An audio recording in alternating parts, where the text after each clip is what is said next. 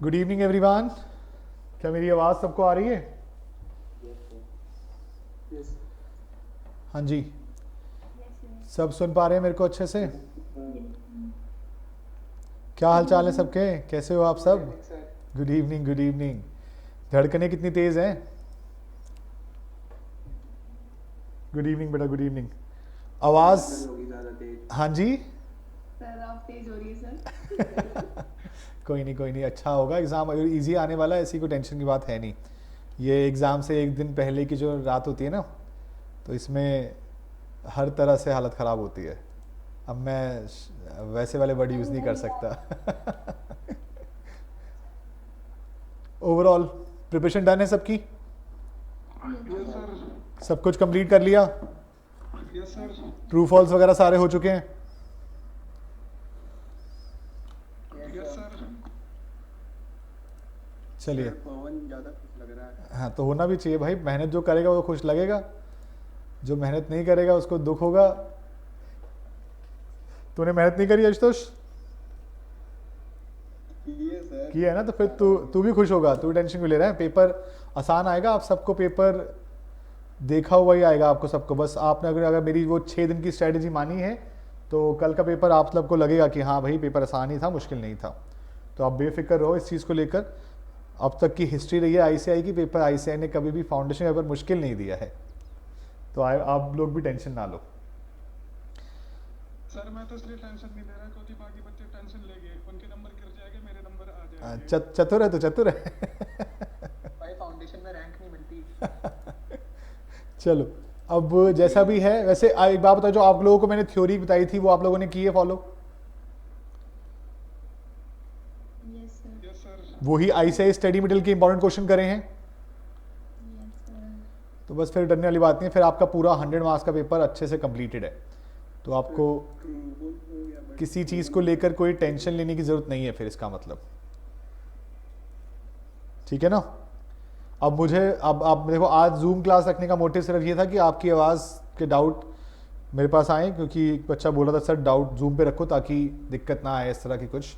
क्योंकि अगर कोई डाउट किसी का मिस हो जाता है, समझा नहीं पाता कोई मुझे डाउट को अपने, तो बेटर तरीके से आज अंडरस्टैंड कर पाएगा। तो आज की रात आपके नाम है, तो आप जितना बोलोगे डाउट के लिए रुके रहेंगे। सर जो गूगल ड्राइव पे एमसीक्यू डाले थे वहाँ पे एमसीक्यू था, उसका मैच क्यों नहीं हो रहा था? मतलब क्वेश्चन अलग थे, सब्सक्रिप्शन अलग था उसमें। वो फिर आपके पास दूसरे एमटीपी के आंसर आ गए होंगे, क्योंकि पुराने वाले एमटीपी पहले टेलीग्राम पर डले हुए हैं, उनके सॉल्यूशन भी वहीं पर डले हुए हैं। और जो अब इस वक्त पे शेयर हो रहे हैं वो वाले नए एमटीपीज़ हैं, यानी कि टोटल 6 एमटीपीज़ हैं अगर देखा जाए तो इस तरह से। पुराने वाले ना जो ब्लू कलर की पेपर पे थे, पीडीएफ जो थी, हाँ वो पुराने वाले हैं। उनके सॉल्यूशन भी आपके उसी टेलीग्राम चैनल पे अवेलेबल हैं। अगर मैं बोलोगे तो मैं अभी दोबारा शेयर कर दूंगा सॉल्यूशन उसके। सर एक बार कर दो, मिल नहीं रही। ठीक है, मैं शेयर कर देता हूँ उसको भी। बाकी पिन करते हैं। मैं एमटीपी पिन जो ऑलरेडी करा हुआ है वो वाला, तो पहले वाला, इस बार वाला तो मैं पुराने वाले के ना सॉल्यूशन शेयर करता हूँ। अगर किसी के पास पुराने वाले एमटीपीज़ हैं तो वो भी मैं शेयर कर देता हूँ आपके साथ में, ताकि आपका फिर ये दिक्कत ना रहे। वैसे एमटीपी ट्राई किए हैं सबने? नहीं किए हैं? कितने कर लिए? पर हो गए सर। हो गए मतलब ऑन टाइम हुआ या टाइम कम लगा, ज़्यादा लगा, क्या लगा? कम लगा। 3 घंटे में हो गया था? कितने घंटे में? 3 घंटे में पेपर पूरा हो गया था? हाँ सर। यस सर पहले ही हो गया था। गुड, अच्छी बात है। और वैसे भी एग्जाम में भी पेपर देखना, पेपर आसान आएगा। आप लोग खुद बोलोगे सर कि आपने बहुत ज़्यादा पढ़ा रखा था, पेपर तो बड़ा आसान आया। सर जो आपने पिन करा है वो तो सर आपके पेपर थे ना? हाँ, ये वो भी मेरे पेपर्स ही हैं, लेकिन वो पिछले बैचेस के लिए बनाए थे, तो हम सेम एमटीपी नहीं देते ना हर बारी, हम एमटीपीज में चेंज करते रहते हैं। बट सर उसके अंदर तो चैप्टर वाइज है ना? चैप्टर वाइज भी है, मॉक टेस्ट भी है उसके अंदर। अच्छा वो दो अलग है? हाँ, जो इस बार की टेस्ट सीरीज थी उसके मॉक टेस्ट अलग थे, और एक लास्ट ईयर की मॉक टेस्ट हैं जो कि ब्लू कलर की स्क्रीन पर है, ब्लू पेपर्स पर हैं, तो वो अलग है। मैंने अभी टेलीग्राम पे डाला है एमटीपी, तो आप देख सकते हो उसका सॉल्यूशन है, वो एमटीपी 1 है। किसी का अगर उसके अंदर कोई डाउट हो, कोई दिक्कत हो, तो आप अभी आज पूछ सकते हो, जो भी डाउट वगैरह हैं आपके इन चीज़ों के रिगार्डिंग। और ये बिंदिया क्यों लगा रहे हो लाल लाल कलर की? जूम पे कोई छेड़खानी मत करो। ना अब डाउट वाला पार्ट मैं एक ही काम करता हूँ, मैं स्टार्टिंग से डिस्कस करना शुरू करूँ आपके साथ, यस सर। या कोई आपका पर्टिकुलर डाउट है या उस हिसाब से चलना है? सर डेथ करा दो कल एक बार। डेथ करा दो। हाँ सर इसको करा दो। सर देन एक बार आईएलपी का पॉइंट डेथ कर करा दो सर। जेएलपी भी सर। जेएलपी और आईएलपी डिस्कस कर दूं? करा दो सर। जेएलपी में ना एक क्वेश्चन में बस डाउट है मेरा, वो क्लियर करना है। देखो जेएलपी के अंदर एक जो डाउट मेरे को इन दिनों में मिलते हैं जेएलपी को लेकर, मैं आपको बताता हूँ। जेएलपी के अंदर एडमिशन और रिटायरमेंट के अंदर जेएलपी को हम कभी भी मैच्योर नहीं करते हैं, वो सरेंडर वैल्यू पे अगर आप चाहें तो शो कर सकते हैं, और शो करने के लिए आपको एंट्री करनी होगी joint life policy account debit to partners capital, वो भी न्यू रेशियो के अंदर। अगर क्वेश्चन मांगेगा तो करना है उसको, वरना कंपलसरी नहीं होता शो करना। और जो डेथ का केस होता है उस केस में आपको जॉइंट लाइफ पॉलिसी को हमेशा रियलाइज कराना होता है, मैच्योर करना होता है, तो इन दैट केस उसमें एक एंट्री एक्स्ट्रा हो सकती है, bank account debit to joint life policy.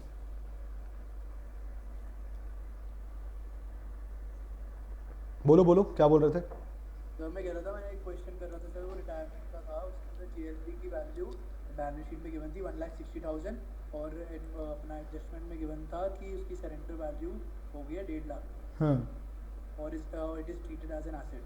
ठीक है ठीक है, तो 10,000 का आप रिवैल्यूएशन लॉस मान सकते हो या फिर डायरेक्टली पार्टनर्स में भी डेबिट कर सकते हो 10,000 के नुकसान को। हम पार्टनर्स कैपिटल में कर सकते हैं ना। हाँ देखो रिवैल्यूएशन में ले जाओगे तो वहां से भी तो पार्टनर भी जाएगा ना अल्टीमेटली। बट सर फिर अगर पार्टनर्स कैपिटल अगर रिवैल्यूएशन में वो अमाउंट नहीं डाले थे ना, तो रिवैल्यूएशन का प्रॉफिट है वो सारा पॉइंट में आ रहा था 25। हाँ तो कोई दिक्कत, उससे कोई दिक्कत नहीं। देखो अल्टीमेट आंसर बहुत सही पहुंचेगा। आपका अजम्पशन ये है कि हमने जॉइंट लाइफ पॉलिसी को पार्टनर्स के थ्रू किया, रिवैल्यूएशन के थ्रू नहीं किया, तो उससे कोई दिक्कत नहीं है। आप डायरेक्टली पार्टनर से कर लो, वो भी सही बात है, उससे कोई दिक्कत नहीं होती। सर अगर एक क्वेश्चन था जिसमें इंडिविजुअल लाइफ पॉलिसी और जॉइंट लाइफ पॉलिसी दोनों ले रखी थी एक साथ, तब उसमें कैसे करना है? जॉइंट लाइफ पॉलिसी का डेथ का केस है, किस चीज का केस है? डेथ का सर। डेथ का केस है ना, तो डेथ के केस में जिस पार्टनर की डेथ हुई है उसकी पूरी पॉलिसी मैच्योर होगी। याद है पॉइंट ये वाला? Yes sir. और उसके अलावा जो पार्टनर जिनकी डेथ नहीं हुई है उनकी सरेंडर वैल्यू का शेयर लिया जाएगा। सर एक बार दोबारा बताना सर ये। मैं आपको टॉपिक निकाल के दिखा देता हूं ताकि आपको पूरा का पूरा कॉन्सेप्ट यहीं से याद आ जाए। सर आप एंट्रीज मत बताओ सर, एक बार इफेक्ट बता दो कहाँ जा रहा है। एक मिनट रुक जा, मैं पूरा दिखाता हूं ना ताकि वो टेंशन ही ना रहे आपकी।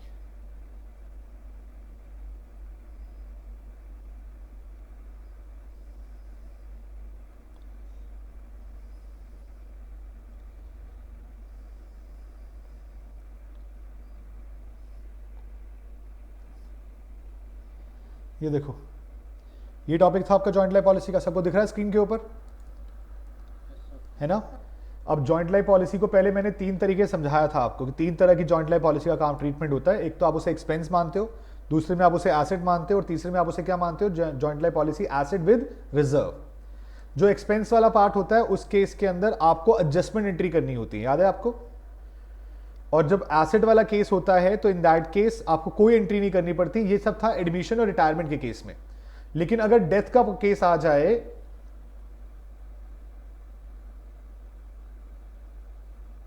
ये लीजिए, in case of death of a partner. अब समझना ध्यान से, जॉइंट लाइफ पॉलिसी का मतलब क्या? 3 पार्टनर की एक कंबाइंड पॉलिसी है ना? उस कंबाइंड पॉलिसी का प्रीमियम कौन दे रहा है? फर्म दे रही है। अब फर्म उस प्रीमियम को क्या मानती है? एक्सपेंस मानती है या एसेट मानती है? अगर फर्म उस प्रीमियम को एक्सपेंस मानती है तो in that case joint life policy balance sheet में शो नहीं हो रही होगी। और जब किसी पार्टनर की डेथ होगी तो पूरी की पूरी जॉइंट लाइफ पॉलिसी का जो पॉलिसी अमाउंट है वो मैच्योर होकर आपके पास आएगा, जिसकी एंट्री की जाएगी क्या? पहले तो जॉइंट लाइफ पॉलिसी को आप रेस कर सकते हैं, joint life policy account debit to partners capital account, और पैसा भी अगर आ गया है तो bank account debit to joint life policy, ये एंट्री होती थी। ये देखो ध्यान से, एग्जाम्पल देख लेना, यहां पर एग्जाम्पल दिखाई देगा। 1 अप्रैल 20 को एबीसी 3 पार्टनर्स की रेशियो क्या है? 3:1। हमने कितना कितना प्रीमियम अब तक पे कर रखा है? 30,000, जिसकी सरेंडर वैल्यू कितनी है? 6,000। 31 मार्च 23 को सी की डेथ हो गई है, जिसमें पॉलिसी अमाउंट कितना था? 1.5 लाख रुपए। मुझे बताओ हमारी बैलेंस शीट में जॉइंट लाइफ पॉलिसी कितने से आ रही है? 0। क्यों आ रही 0? क्योंकि हमने उसको क्या माना था? एक्सपेंस। अब आपको पॉलिसी के कितने पैसे मिलेंगे? 30,000, 6,000 या 1.5 लाख? 1.5 लाख। तो आप 1.5 लाख जब आपको मिलेगा, 1.5 लाख जब आपको मिलेगा तो पैसा आने की एंट्री क्या होगी? Bank bank account debit to JLP है ना, लेकिन जेएलपी को क्रेडिट करने के लिए पहले जेएलपी को डेबिट करना पड़ेगा। जेएलपी को डेबिट करने का मतलब एंट्री होगी JLP account debit to partners capital account, और फिर उसके बाद एंट्री होती है bank account debit to JLP. ICI study material क्या करता है, बैंक को पहले डेबिट वाली एंट्री करता है और नीचे वाली एंट्री बाद में करता है। Sir but sir full fledge question में तो एंट्री की जरूरत नहीं है ना। वो तो आपको पार्टनर्स कैपिटल अकाउंट में क्रिएट करना होगा और जेएलपी की जगह पे बैंक आ जाएगा बैलेंस शीट के अंदर ऐड होकर। और अगर इसी केस में अगर आपने मान लो एसेट माना होता तो फिर आपका बैलेंस शीट में जेएलपी कितने से आ रहा होता, सरेंडर वैल्यू से। आपको पैसे कितने मिलने वाले हैं, 1.5 लाख। तो इसका मतलब कितना एक्स्ट्रा पैसा आपको और लेना है बुक्स में, 140। तो फिर आप जेएलपी को कितने से रेस करेंगे, 144 से, 144 से, और अपने बैंक में डेबिट कितना करेंगे, 1,50,000। तो सर इस केस में सर बैलेंस शीट में बैंक भी बढ़ेगा जेएलपी भी बढ़ेगा। बैलेंस शीट के केस, इस वाले केस में बैंक बढ़ेगा 1.5 लाख से और जेएलपी बढ़ेगा 1,44,000 से। बताइए कोई दिक्कत? सर एक क्वेश्चन तो पूछूं जेएलपी के, क्या पूछूं? जेएलपी के क्वेश्चन में डाउट। मैं एक बार इसको पूरा कर दूं उसके बाद पूछना। उसके बाद थर्ड पॉइंट क्या था जी, आपने एसेट भी मान रखा है और क्या मान रखा है, जेएलपी रिजर्व। तो एसेट वाला ट्रीटमेंट सेम रहेगा, बस जेएलपी रिजर्व पार्टनर्स में और डिस्ट्रीब्यूट हो जाएगा एक्स्ट्रा। ठीक है सर। ठीक है, और उसके अलावा अपने पास कौन सी पॉलिसी थी, आईएलपी। इंडिविजुअल लाइफ पॉलिसी या फिर सेपरेट लाइफ पॉलिसी। इस केस में अब कोई कंबाइंड पॉलिसी नहीं है, अब तीनों पार्टनर्स की अलग अलग पॉलिसी है, तीनों का अलग अलग प्रीमियम है, तीनों की अलग अलग सरेंडर वैल्यू है। और मैंने आपसे कहा था कि भाई एक ही पॉलिसी का प्रीमियम कौन कौन दे रहे होंगे, तीनों। बी की पॉलिसी का प्रीमियम तीनों, और सी की पॉलिसी का प्रीमियम तीनों ने दिया है। जब तीनों ने पॉलिसी का प्रीमियम दिया है तो जब पॉलिसी मैच्योर होगी तो तीनों को बेनिफिट मिलना चाहिए। Yes sir. लेकिन पॉलिसी के केस में डेथ हुई मान लो किसी एक पार्टनर की, तो उस जिस पार्टनर की डेथ हुई उसी की पॉलिसी मैच्योर होगी, बाकी की मैच्योर तो नहीं होगी। तो इन दैट केस आपके पास अगर आपने जेएलपी को एक्सपेंस माना हुआ है तो आपकी बैलेंस शीट में जेएलपी कितने से आ रही होगी, सर आईएलपी। हाँ वही आईएलपी, मतलब सर 0 से। और पार्टनर की डेथ हुई किसकी, सी की पॉलिसी का अमाउंट कितना था, 2 लाख रुपए। 2 लाख पूरे मिलेंगे, लेकिन वो 2 लाख रुपए पूरे सी को नहीं मिलेंगे, वो तीनों पार्टनर का हिस्सा है। तो अगर आप एंट्री देख रहे हैं, आईएलपी अकाउंट डेबिट टू एस capital, B's capital to C's capital, कितने अमाउंट से किया, उनकी प्रॉफिट शेयरिंग रेशियो 2 लाख रुपए के साथ। लेकिन क्या सी को कुछ और पैसा नहीं मिलना चाहिए, सर जो उसने ए और बी में मरा है। बाकी दोनों की पॉलिसी का सरेंडर वैल्यू का शेयर मिलेगा।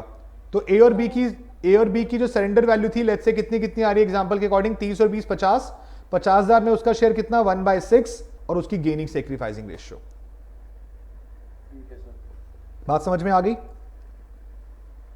तो कॉन्सेप्ट सिंपल इतना सा है कि डेथ के केस में आईएलपी में जिस पार्टनर की डेथ हुई है उसकी पॉलिसी का मैच्योर अमाउंट निकल के आएगा पूरा, जिसकी एंट्री होगी ILP account debit to all partners old ratio में, और बाकी पार्टनर्स के सरेंडर वैल्यू का शेयर निकल के आएगा गेनिंग सेक्रीफाइसिंग के अंदर। बताइए, ठीक है सर। क्लियर है पॉइंट? नेक्स्ट बताइए। जो बाकी पार्टनर जो रिमेनिंग पार्टनर्स हैं उनकी आईएलपी जो सरेंडर वैल्यू तो वो बैंक से आएगी, मतलब सरेंडर नहीं होंगी। नहीं सरेंडर, एक बात बताओ, आप फिर आपने आईएलपी कराई क्यों? अगर आपको वो भी सरेंडर करानी थी फिर तो जेएलपी करा लेते। आपने आईएलपी इसलिए कराई कि अगर किसी पार्टनर की डेथ हो तो उसी की पॉलिसी मैच्योर हो, बाकी सबकी पॉलिसी मैच्योर करने की जरूरत नहीं है।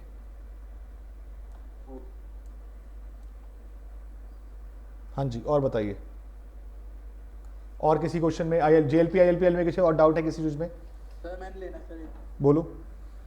सर एक क्वेश्चन है जिसमें बैलेंस शीट में हमें जेएलपी के बारे में कुछ नहीं दे रखा। हम सर फिर और एडजस्टमेंट में गिवन है JLP of the partner surrendered and cash obtain 7550। इसका मतलब उन्होंने पॉलिसी को तोड़ दिया है, अगर पैसा मिल गया है तो इसका जेएलपी ने खत्म कर दिया। सर रिटायरमेंट है ना सर ये? हाँ रिटायरमेंट है, लेकिन क्वेश्चन खुद ही बोल रहा है तो फिर हम क्या कर सकते हैं? तो सर 7550 एक्सपेंस ट्रीट करेंगे। एक्सपेंस क्यों ट्रीट करोगे? आपकी बुक्स में जेएलपी शो हो रही थी, अब तक नहीं हो रही थी। नहीं, अब आपको जेएलपी का पैसा मिलेगा तो क्या एंट्री करोगे आप? Bank to JLP. इसलिए इसके लिए पहले आपको जेएलपी को बुक्स में डेबिट करना पड़ेगा। एंट्री बनेगी JLP account debit to partners capital account, तीनों पार्टनर्स ओल्ड रेशियो। तब पार्टनर्स कैपिटल में डालेंगे ना? हाँ, अल्टीमेटली एंट्री बनेगी bank account debit to partners capital account. ठीक है सर। तो सर फिर लास्ट में हमारा बैलेंस शीट जो बनेगी उसके अंदर आएगा जी? नहीं, क्यों आएगा? आपने बैंक में उसको कर दिया ना। अच्छा, तो बैंक अकाउंट में जाएगा। हाँ, वैभव गुडविल रेजिंग का कॉन्सेप्ट आपके कोर्स का पार्ट अब है नहीं, लेकिन इन केस फिर भी अगर एग्जाम के अंदर या किसी क्वेश्चन के अंदर आपको गुडविल रेजिंग का पॉइंट मिल जाता है, तो गुडविल रेज करने का मतलब होता है गुडविल को बुक्स में दिखाना। तो goodwill account debit to partners capital account entry की जा सकती है। बट ये ध्यान रखना, रेजिंग कब हो रही है? रिटायरमेंट के बाद, एडमिशन के बाद। तो जो बाद में है ना पार्टनर्स, उनकी रेशियो में किया जाएगा। और बताओ, और किसी क्वेश्चन में डाउट अगर निकलता है तो? सर रिटायरमेंट में है। रिटायरमेंट में बोलो बेटा। सर रिटायरमेंट में इलस्ट्रेशन नंबर 9 में थर्ड एंट्री बता दो सर, उसका मतलब अमाउंट को इजी तरीका बता दो सर, वैसे बहुत लेंथी है उसका तरीका।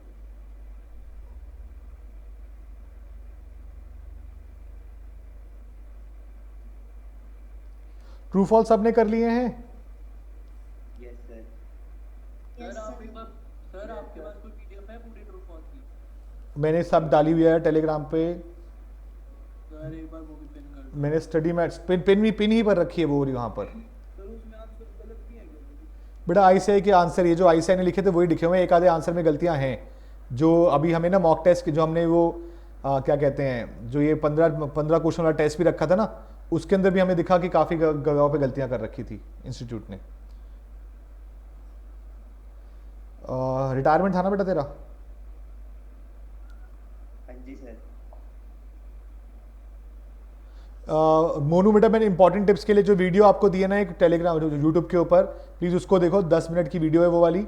उस वीडियो के अंदर पेपर कैसे अटेम्प्ट करना है उसको मैंने पूरा बताया है। और पेपर ये सब नहीं, ब्लैक पेन से करना है आपको।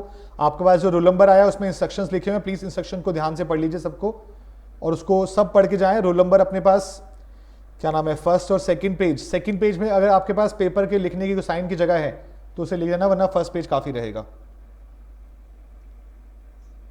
प्रिंट वगैरह सबने निकाल लिया उसका? रोल नंबर का प्रिंट निकाल लिया सबने? कैलकुलेटर सबका ठीक चल रहा है? अगर आपके पास एक्स्ट्रा कैलकुलेटर है तो लेके जाइए प्लीज। 2 कैलकुलेटर रखिए, किसी का इन केस कभी खराब होता है वहां पर तो दूसरा अवेलेबल हो आपके पास।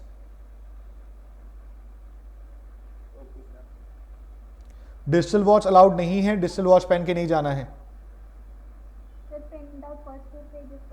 बेटा फर्स्ट 2 पेजेस का निकाल लो, काफी रहेगा। ऑल्दो फर्स्ट पेज से भी काम चल जाता है, लेकिन सेकंड पेज पे अगर वो टीचर के सिग्नेचर का कुछ इशू हुआ तो शायद हो सकता है वो आपसे मांग ले। बट मेरे ख्याल से फोटो नहीं चाहिए। आपके आईडी कार्ड के ऊपर आपकी फोटो और साइन है? Yes sir. तो बस फिर कुछ नहीं। अगर आपके फोटोग्राफ आपके पेपर के ऊपर, रोल नंबर के ऊपर अगर नहीं है फोटो या साइन, तो जरूरत पड़ती है आपको आईडी कार्ड के प्रूफ की। तो सर बैग वगैरह लेके जाना है क्या? ले जा सकते हो, लेकिन उसमें जो सामान है उसकी गारंटी आपकी खुद की होगी।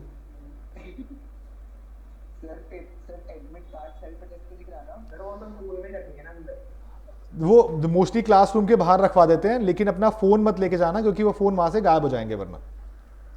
सर फोन टीचर को नहीं दे सकते? हाँ, फोन टीचर तुम्हारा मामा लगा हुआ जो तुम्हारा फोन रखेगा वो है। स्कूल बात अलग है, यहाँ पे टीचर थोड़ी देर बाद टीचर ही फोन गायब कर देगा। तो इसलिए फोन वोन लेके मत जाना। अगर आपके पेरेंट्स आपको ड्रॉप करने जा रहे हैं तो उनको दे देना जाते वक्त, या फिर अपने पास फोन लेके मत जाइए, क्योंकि अदरवाइज फोन रखने जगह नहीं और फोन गायब होने के बड़े चांसेस होते हैं ऐसे टाइम पे। आपका ध्यान, आपने फॉर एग्जाम्पल अपना फोन अपने बैग में रख दिया और बैग आपके सामने रखा, आप पेपर कर रहे हो, कोई उठ के गया आपका बैग भी लेके चला गया, भले गलती से ले गया लेकिन गया तो सही। सर हाँ जी, सर ये बात बताओ, पार्टनरशिप में सर आपको एक तो क्या स्कूल भी लगता ऐसा है? ना, सब देख के ना गाँव का घर लग रहा है। क्या चीज? एक तो स्कूल भी ऐसा है ना जैसे गाँव का घर होता है ना, वैसा लग रहा कहाँ कहाँ पे है स्कूल आपका? है। सर तो वहाँ पर डाली गई। आप सबके कहाँ का पड़े सेंटर आपके? सर सेंट सेंट मैथ्यूज पश्चिम बिहार में। किसका है? सर मेरा सिर्फ है। क्या नाम है स्कूल का? मैथ्यूज। हाँ जी सर। मैथ्यूज में है, वहां पर एक रिचमंड में भी है ना? हाँ जी सर। और उसके अलावा बाल भवन किसका पड़ा है? बाल भवन है ना? और उसके अलावा कमल पब्लिक, सर मेरा।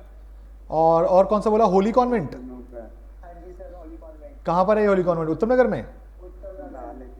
उत्तम नगर में, अच्छा। और उसके अलावा बाकी सेंटर्स दिल्ली, वेस्ट दिल्ली वाले सेंटर्स? पब्लिक स्कूल कौन सा वाला? Mother's Mount. Mother Mount? Mother Mount तो मेरे घर के पीछे है बिल्कुल एग्जैक्टली, मतलब मेरे घर की दीवार मिलती है, पीछे से आता हूँ तुम्हारी हेल्प करने के लिए मैं। मिलने आ जाऊंगी आपसे, बता देना। नहीं ले, जब तुम्हारा एग्जाम शुरू होगा उस वक्त मैं लक्ष्मी नगर में होऊंगा। चलो और बताओ भाई, इलेक्शन नंबर 9 में निकाला हुआ, डाउट बताओ क्या है? सर एक बार बता दो सर, पार्टनरशिप में मतलब क्या आ सकता है इम्पोर्टेंट? पार्टनरशिप देखो, मुझे जो उम्मीद है, मुझे डेथ के क्वेश्चन की उम्मीद है। और क्वेश्चन मतलब प्रॉपर जेएलपी आईएलपी दोनों? नहीं, डेथ के अंदर एक नॉर्मल क्वेश्चन जहां पर एक पार्टनर की डेथ हो रही होगी, उसमें गुडविल, रिवैल्यूएशन, उसके रिजर्व्स और उसका फाइनल बैलेंस निकालकर उसके एग्जीक्यूटर अकाउंट में डालना, बस क्लोज करना, बस दैट्स इट। एमटीपी में ना सर नॉर्मल क्वेश्चन वही लेवल एग्जाम में आएगा। जो एमटीपी में आपने लेवल देखा है ना, वही क्वेश्चन एग्जाम में आएगा। एमटीपी या आरटीपी के 3-4 क्वेश्चन कर लो, डेथ या एडमिशन रिटायरमेंट वाले, उनमें से कोई सेम क्वेश्चन निकल सकता है। जो इवन पार्टनरशिप का भी ना, जो इजी वाला पार्ट है ना, इलस्ट्रेशन वाला, वो कर लीजिए, काफी है। क्योंकि मैं आपको बोलूंगा, सिंपल सा बोलूंगा, पार्टनरशिप के अंदर बहुत ही सिंपल सा लेवल आता है, क्योंकि पार्टनरशिप ना इतना बड़ा है फाउंडेशन के अंदर। हमने भी उसको 10 क्लासेस में खत्म किया, लेकिन 10 क्लासेस में वो खत्म हो नहीं सकता। आपको सिर्फ आईसीआई स्टडी मैट के क्वेश्चन करने हैं, उसके अंदर से थोड़े बहुत जो आपको सिर्फ प्रैक्टिस देंगे, बाकी कोई दिक्कत की बात नहीं। सर हाँ जी सर, जो वॉच जो है जिस पर नंबर लिखे हुए हैं वो भी डिजिटल में काउंट होती है ना? उसमें फोन कनेक्ट हो सकता है? No sir. फिर चल जाएगा, बट लेकिन कोई रिस्क मत लो यार, नॉर्मल वॉच ले जाओ, फालतू में क्यों रिस्क तो लेना। उनमें से कुछ में कैलकुलेटर होते हैं साइड। हाँ वही तो कह रहा हूँ ना, उन्हें कैलकुलेटर से कोई दिक्कत नहीं है, कैलकुलेटर तो वैसे भी लेकिन फिर भी ना रिस्क मत लो, क्योंकि ना फालतू में आपका दो, किसी ने आपको देखा जी आपकी वॉच सही नहीं है, चेक कराओ, ये कराओ, टाइम खराब होता है इन चीज़ों में। तो इन चीज़ों में मत पड़िए, कोशिश करिए कि आपको ये चीज़ें ना करनी पड़े। क्या बेटा? आईडी प्रूफ आपको तब ले जाना है अगर आपके पास आपके रोल नंबर के ऊपर आपकी फोटो या साइन नहीं है तो। हाँ जी। जब कोई मैच्योर होती है कोई भी जेएलपी या आईएलपी, उसका बैलेंस शीट में क्या इंपैक्ट करता है? दोनों side? बेटा अगर मैच्योर हो चुकी है तो इन दैट केस एंट्री हुई होगी bank account debit to JLP, है ना? Yes, sir. और दूसरी एंट्री होती है JLP account debit to partners capital. तो सर अगर सरेंडर वैल्यू होगी तो वो तो डिफरेंशियल अमाउंट में होगा, एक साइड पे कम बढ़ेगा। नहीं, आप जो सरेंडर वैल्यू होगी उसका ऑलरेडी एंट्री कर चुके होंगे, तो आपके पास जो इफेक्ट आएगा वो इस तरह से आएगा कि आपकी जॉइंट लाइफ पॉलिसी पूरी खत्म हो जाएगी, सरेंडर वैल्यू वाली भी खत्म हो जाएगी फिर वहां से, और बैंक बढ़ जाएगा उतने अमाउंट से। Okay, sir. एक एमसीक्यू होगा, JLP is to be surrendered at the time of retirement of a partner. इसका ट्रू कैसे आएगा? सरेंडर नहीं हो सकती, वो आपकी सरेंडर वैल्यू पर वैल्यू हो सकती है। सरेंडर हम सिर्फ कब करेंगे, देखो पॉइंट को सुनना, अगर आप उसको सरेंडर पॉइंट ऑफ व्यू बोल रहे हो, सरेंडर का मतलब मैच्योर करना नहीं है, सरेंडर का मतलब सरेंडर वैल्यू पे दिखाने वाली बात है, बस ये कह सकते हैं आप। मतलब सिर्फ बैलेंस शीट में सरेंडर वैल्यू पे दिखाएंगे या हाँ, कैलकुलेशन, यस इसलिए उसका आंसर ट्रू देगा। यस, मैं ये एक रीजन कह सकता हूं इस चीज का। Okay sir. हाँ जी। सर ये जो सर थ्योरी है सर, वो मतलब पहले 2 चैप्टर से आएंगे या फिर अंदर वो भी प्रैक्टिकल चैप्टर से भी आएंगे? मैंने आपको बोला है कि वही थ्योरी देखो ना, मैं आपको दिखाता हूँ, देखो यहाँ सुन लो, अगर आपने अभी भी थ्योरी नहीं की है तो एक थ्योरी इस वाले हेड से जरूर आएगी, चैप्टर 1 थ्योरेटिकल फ्रेमवर्क। तो सर ये याद कैसे करेंगे सर, इसमें तो डिफरेंसेस भी है सर। तो मैंने आपको क्या कहा था, इसमें टोटल मिलाकर 15 क्वेश्चन है, 15 क्वेश्चन रीड कर जाओ, आपका काम हो जाएगा। और एक थ्योरी इसमें से आएगी अकाउंटिंग प्रोसेस से, वो लेजर की हो सकती है, वो ट्रायल बैलेंस की हो सकती है, वो सब्सिडरी बुक्स की हो सकती है, लेकिन जिसकी भी होगी, लेट्स से मैंने कैश बुक खोल लिया, अब कैश बुक के यहां जाकर एंड में ये दिए हैं थ्योरेटिकल क्वेश्चन, तो बस इन्हीं का आंसर पढ़ना है आपने, बस और कुछ नहीं पढ़ना। ऑल्दो कैश बुक से नहीं आती है, लेकिन फिर भी पढ़ के जाओ, क्योंकि आईसीआई ने पास्ट ईयर्स में थ्योरी हमेशा ऐसी दी है जो कि इन थ्योरेटिकल क्वेश्चन से निकल के आती है। तुम जो अटेम्प्ट बोलते हो मैं उसका पेपर खोलता हूं, तुम्हें स्टडी मटेरियल से आंसर दिखाता हूं उसका। और बताओ। सर हाँ जी। सर एक ट्रायल बैलेंस भी आता है, उसमें सर ट्रायल बैलेंस को रेक्टिफाइड करना होता है, उसमें एक वो भी लिखा था कि गिव योर रीजन में क्या लिखे हैं? अगर आपका ट्रायल बैलेंस टैली कर जाता है फिर तो कोई दिक्कत की बात ही नहीं है। लेकिन अगर आपका ट्रायल बैलेंस टैली नहीं करता है तो आप कह सकते हैं जी due to one sided error trial balance has a difference of rupees this and it is transfer to suspense account. But sir उसके कितने तक वो भी लिखा होता है क्लोजिंग इन्वेंटरी 175 ऐसे कुछ नंबर लिखा होता क्लोजिंग इन्वेंट्री को आप ट्रायल बैलेंस में क्या दिखा सकते हो? है? नहीं सर। और अगर उसे दिखाना चाहते हो तो कहां पे एडजस्ट करना पड़ेगा? परचेज परचेजेस में। आप सबका एग्जाम 2 बजे से स्टार्ट होगा और एग्जाम के लिए अगर आपने आपके घर के आसपास है बहुत अच्छी बात है, लेकिन आपने शायद सेंटर देखा जाके नहीं देखा एक बार भी, नहीं सर। नहीं देखा। तो आप फर्स्ट डे जा रहे हैं थोड़ा सा मार्जिन लेके चलिएगा क्योंकि कई बार ट्रैफिक भी होता है रास्ते में, मेट्रोज जा रहे हो, मेट्रो लेट भी हो सकती है, कुछ भी हो सकता है, तो कम से कम फर्स्ट डे आधे घंटे पहले निकलिएगा नॉर्मल टाइम से। आपको वहां पर मैं इसलिए तो बोल रहा हूँ ना कि आप अपने ध्यान रखो, आप किसी को साथ लेके जाओ, कोई दोस्त फ्रेंड्स कोई ना कोई तो ऐसा होगा ना, या और अगर फर्स्ट डे हाँ स्कूटी में डाल दो, वटेवर आपका सेफ होना चाहिए। और अगर आपको लगता है जी फर्स्ट डे जा रहे हो कैब से चले जाओ, ऑटो से चले जाओ ताकि ये रिस्क ना रहे, और सेंटर जहां पे भी है उसका पता अभी लगा लो ताकि कल सुबह वो दिक्कत ना रहे आपको। और नहीं कराना सेल्फ टेस्ट, अगर आपका आपके फोटो एडमिट कार्ड के ऊपर फोटो और साइन है तो कोई सेल्फ टेस्ट नहीं कराना है। मैंने निकाला था बेटा तुझसे, तूने बताया नहीं। 9 में डाउट क्या है तेरा? सर वो लास्ट वाला पॉइंट जनरल में डाउट है, उसका अमाउंट कैसे निकला उन दोनों का? इस पहले पॉइंट का, फर्स्ट पॉइंट का? नहीं सर, थर्ड वाली। ये थर्ड वाला? हाँ सर। ये बैलेंसिंग फिगर है, कैपिटल अकाउंट बनाना पड़ेगा, उसके बैलेंसिंग फिगर निकलेंगे ये। एक मिनट बेटा, एक मिनट देता हूँ। अरे बेटा 1 मिनट रुक जाओ। हाँ बेटा इसमें तेरा बैंक अकाउंट डेबिट लिख रहा है तो 20 और 30 कैपिटल, हाँ सर। तो इसमें तुझे कैपिटल अकाउंट बनाना पड़ेगा। कैपिटल के बैलेंस दिए ना 50, 40 और 30। हाँ जी सर। इन सारी एंट्रीज को जब कर लेगा, रिवैल्यूएशन प्रॉफिट बांट देगा, सब कुछ कर देगा, उसके बाद तेरा बैलेंसिंग फिगर निकलेगा, क्योंकि इसके अंदर आपको कैपिटल की एडजस्टमेंट भी करनी है। सर वो मैं आपको बता देता हूँ कि कितना का मैंने निकाल दिया था। ये पता है कौन सा केस है रिटायरमेंट का? सर ये थर्ड वाला केस। हाँ जी बिल्कुल सही। तो यहाँ पे आपका कैपिटल देखो कितना आ रखा है, ये रहा 76250।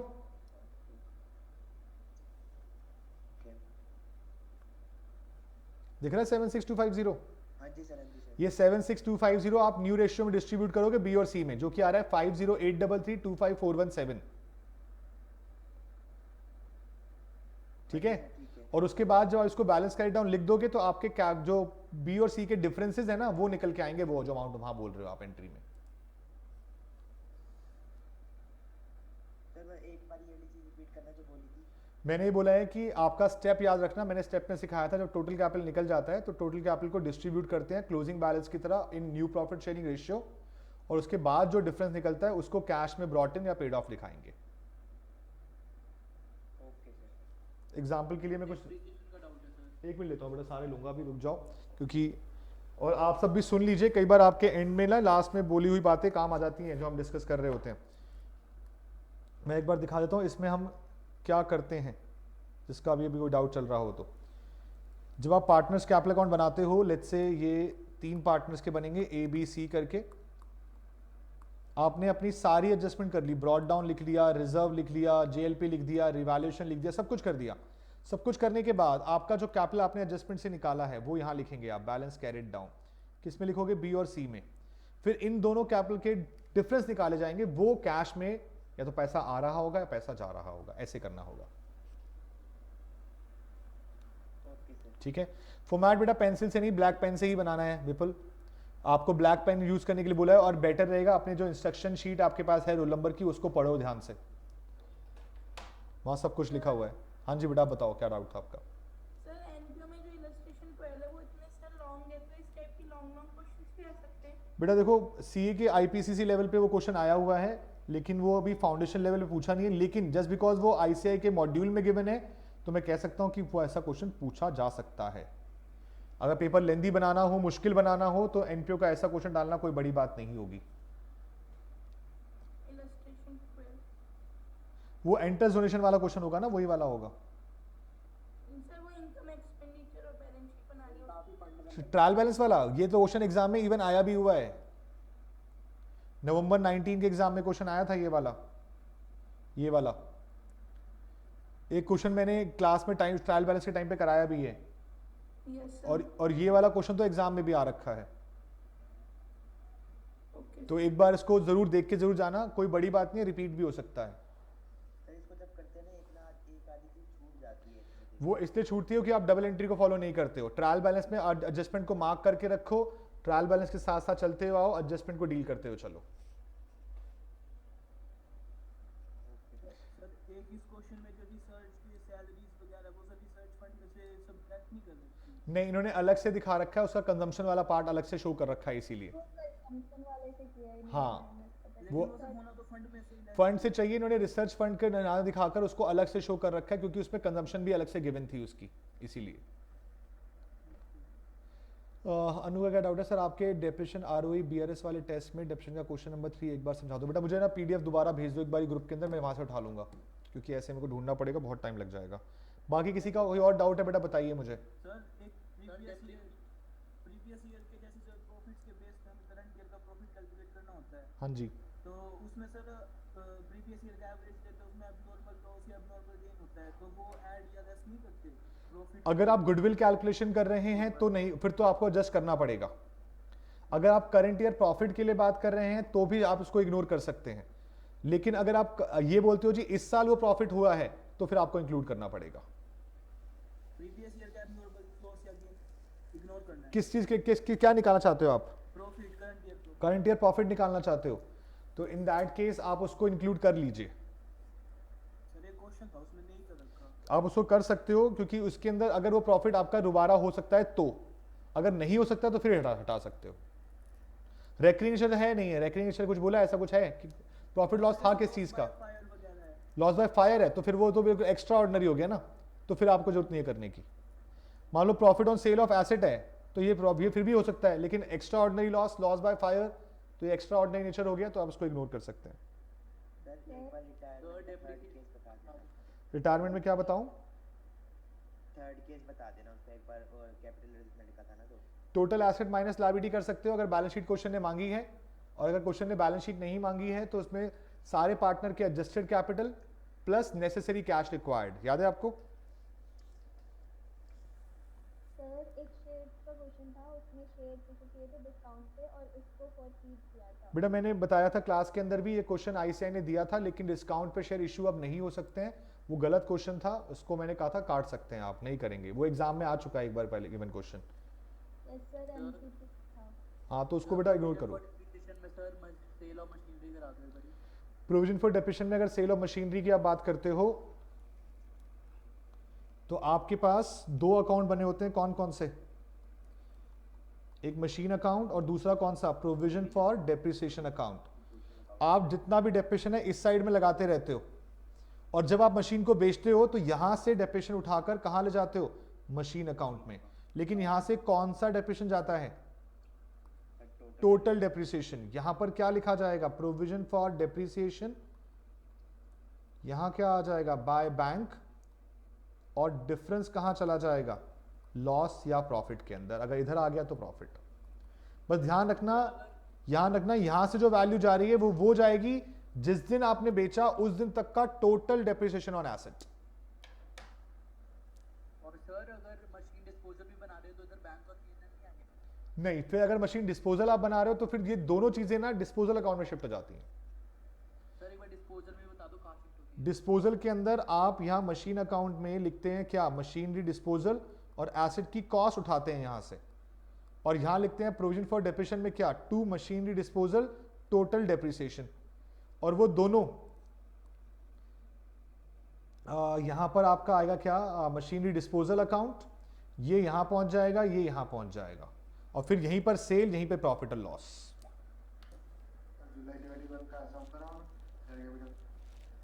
जुलाई 21 का क्या?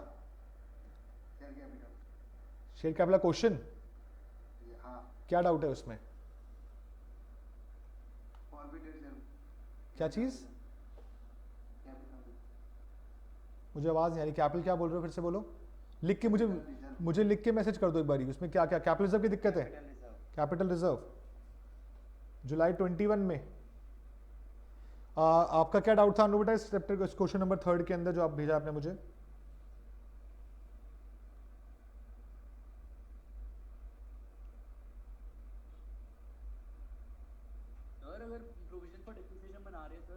प्रैक्टिकल क्वेश्चन का 6th क्वेश्चन है सर, उसके अंदर डेप्रिसिएशन अकाउंट भी बनता है?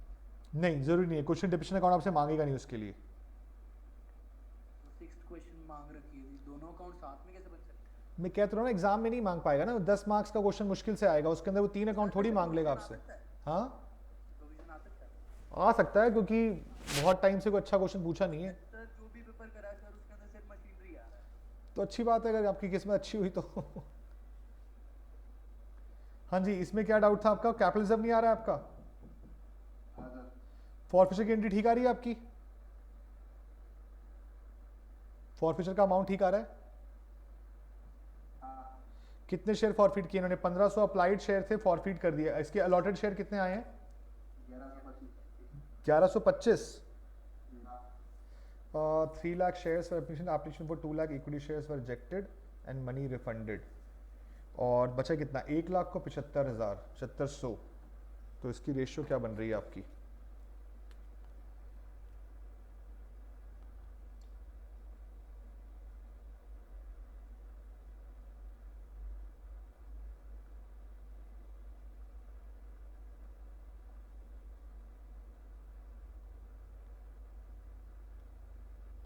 $1125 आ गया। 1125 पे आपका कितना अमाउंट फॉरफिट हुआ है? कितना अमाउंट आया आपका फॉरफिट में?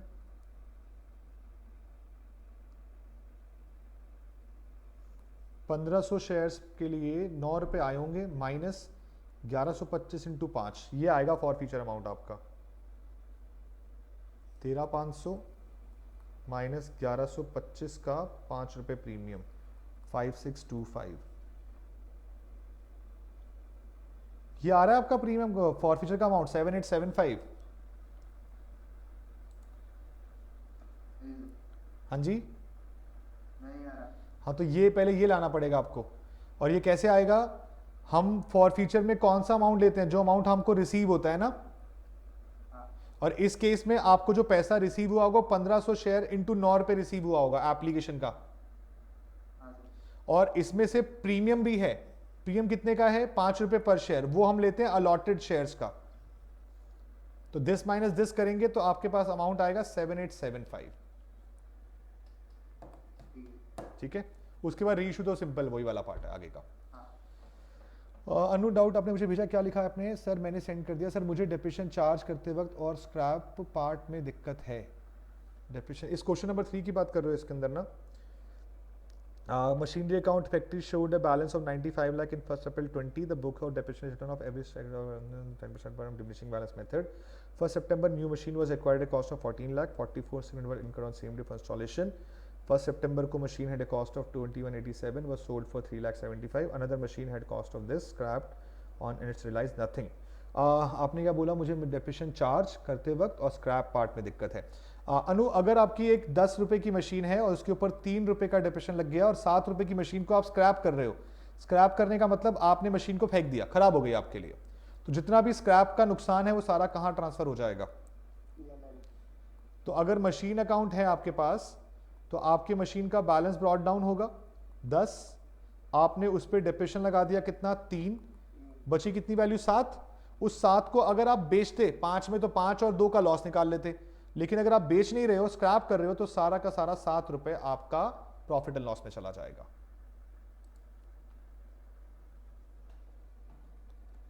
हाँ जी, नेक्स्ट डाउट क्या है? सर फिर मैंने एक फोटो भेजी है, फॉल्स बता दो। ग्रुप में भेजिए बेटा। No sir, personal.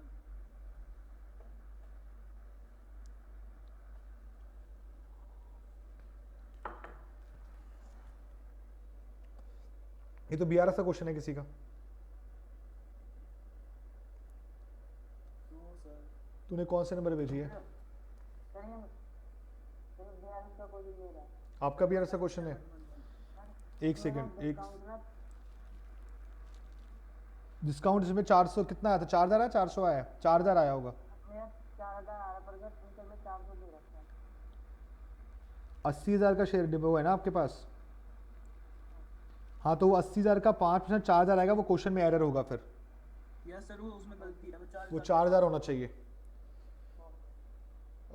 True false जो लास्ट में भेजा मेरे को, ये वाला कौन सा वाला 15 16?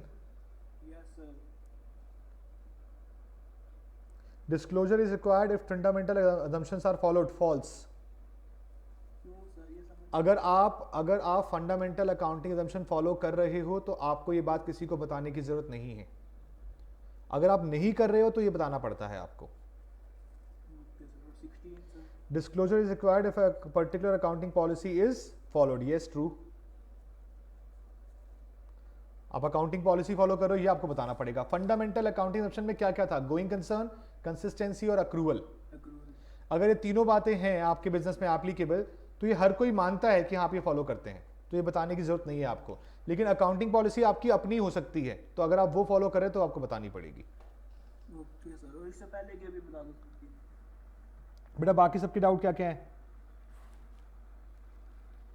सर अगर कंसाइनमेंट में normal loss and abnormal loss साथ में आ जाता है तो उसका एक बार ट्रीटमेंट बता दो। बेटा अगर दोनों एक साथ आते हैं तो पहले हमें किसको ट्रीट करना होगा, याद है आपको? एबनॉर्मल लॉस को। पहले एबनॉर्मल लॉस को ट्रीट करेंगे। एबनॉर्मल लॉस की वर्किंग कर लीजिए, ठीक है? Yes sir. और उसके बाद जब अपना नॉर्मल लॉस निकालेंगे तो total cost minus abnormal loss divided by total units minus abnormal loss units minus normal loss units. Sir जब पहले नॉर्मल लॉस होता है फिर नॉर्मल लॉस उसका क्या होता है? उस केस में आपकी यूनिट कॉस्ट और यूनिट जो है बढ़ जाती हैं। मतलब कि आप डिवाइड जब कर रहे होते हैं ना टोटल यूनिट से, तो total unit minus normal loss units करेंगे आप। तो मतलब पहले हमने वर्किंग एबनॉर्मल की अलग से करनी है हाँ, एबनॉर्मल की केस में वर्किंग पहले अलग से ही करेंगे ऑब्वियस है। और फिर उसके बाद कंसाइनमेंट स्टॉक में नीचे एबनॉर्मल लॉस यूनिट्स माइनस नहीं करने, बस नॉर्मल माइनस करने। क्योंकि एबनॉर्मल लॉस का फर्क नहीं पड़ता। और सर अगर गोडाउन में नॉर्मल लॉस हो रहा है और कुछ गुड ट्रांजिट में भी है तो उस पे बर्डन आएगा? क्योंकि जो गुड्स वहां पहुंचे ही नहीं तो उस पर आप तो खर्चा वैसे ही गोडाउन का नहीं लेते हो। गोडाउन में नॉर्मल लॉस हुआ है सर। हाँ, तो ट्रांजिट के केस में थोड़ी वो ऐड होगा वो वाला। ट्रांजिट वाला स्टॉक तो वहां पहुंचा ही नहीं ना। Okay sir. Amount paid to management company for consultancy to reduce the working expense is revenue expenditure. Working expense आपका कम हो रहा है यानी कि आपकी अर्निंग कैपेसिटी बढ़ेगी ना, तो आपके लिए कैपिटल एक्सपेंडिचर हो जाएगा। इसका सर डिवेन्यू ही दे रखा था। नहीं, कैपिटल एक्सपेंडिचर होगा आपकी। अगर आपकी अर्निंग कैपेसिटी बढ़ रही है तो हो सकता है वो। आप इसके रीजन में अर्निंग कैपेसिटी का अगर आपको लगे कि ऐसा कोई डाउटफुल है, दोनों आंसर लिख दो कि अगर अर्निंग कैपेसिटी बढ़ सकती है तो कैपिटल है, नहीं बढ़ सकती है तो रेवेन्यू है। दोनों आंसर हो गए आपके बेस्ट। और फिर वैसे फॉल्स लिखें फिर? सर ग्रुप पे कोचिंग मिल जाए वो बता दो। सर मैंने भी एक क्वेश्चन क्वेश्चन में सर अगर कंसाइनमेंट में जैसे फ्रेट ऑन टू पे बेचेज है तो सर उसके अंदर वो कंसाइनी पे करेगा कंसाइनर का खर्चा? हाँ जी। तो सर मतलब वो मतलब उसके अंदर एबनॉर्मल लॉस में जाएंगे वो, क्योंकि लॉस ट्रांजिट में है। ट्रांजिट में लॉस है ना, हाँ तो वो ऐड होगा, क्यों नहीं होगा? वो ट्रांजिट एक्सपेंस है भाई। मैंने यहाँ से ट्रक बुक कराया, तूने उसके पैसे दे दिए, तो खर्चा तो हुआ ना गुड्स के लिए। ठीक है सर। बेटा ये जो जैनेट जो भेजा है क्वेश्चन नंबर 7, ये तो लास्ट इस डाउट में डिस्कस किया था बैड डेट्स वाला पॉइंट। नो सर ये 5th वाला पॉइंट था। 5th वाला? आरओई का है सर। हाँ, आरओई की बात कर रहा हूँ। आपके पास एक व्हीकल था कितने का? 7,000 का, जो कि डेप्रिशिएट होके आज कितने का रह चुका है? 1,200 रुपए का, है ना? Yes sir. तो इन दैट केस आपने उस 1,200 वाले व्हीकल को कितने का बेच दिया है? 1,500 रुपए का। और आपने एंट्री सारी कर ली है, लेकिन सिर्फ आपने सारी एंट्री में सिर्फ बैंक की एंट्री की है, बाकी कोई एंट्री की नहीं है। तो अगर आप एक व्हीकल को बेचते हो तो उसकी एंट्री क्या होनी चाहिए थी? Bank account debit two vehicles, कितने से? ये 1,200, ये 1,500 और टू प्रॉफिट कितने से? 300। अब आपने ये वाला काम तो कर रखा है, ये नहीं कर रखा, तो इसकी जगह क्या आ जाएगा? Sir debit notes and credit notes बता दो। बेटा आप मुझे बताओ परचेज की एंट्री क्या होती है? Purchase to debtor? डरा रहे हो मुझे? परचेज टू क्रेडिटर, ठीक है। अब जब आप परचेज टू क्रेडिटर की एंट्री कर रहे हो तो ये एंट्री होगी जो प्राइस परचेज का फिक्स हुआ उससे, लेट्स से 100 रुपए, ठीक है। और इसके लिए आपको बिल मिला होगा, ठीक है। अब क्रेडिटर का फोन आता है, सर कहता है सर जो आपको सामान भेजा था ना वो 100 का नहीं था, वो 102 का था। कितने का था? 102। तो अब हमें 2 रुपए की और एंट्री रिकॉर्ड करनी पड़ेगी। लेकिन वो 2 रुपए के लिए मुझे बिल नहीं भेजेगा। वो 2 रुपए के लिए मुझे पता क्या भेजेगा? Credit note. क्रेडिट नोट क्यों? क्योंकि मुझे अपनी बुक में क्रेडिटर को और क्रेडिट करना है। अगर हमें किसी चीज को और क्रेडिट करना है तो हम क्रेडिट नोट बनाते हैं, अगर हमें डेबिट करना है तो हम डेबिट नोट बनाते हैं। मुझे बताओ परचेज रिटर्न की एंट्री क्या होती है?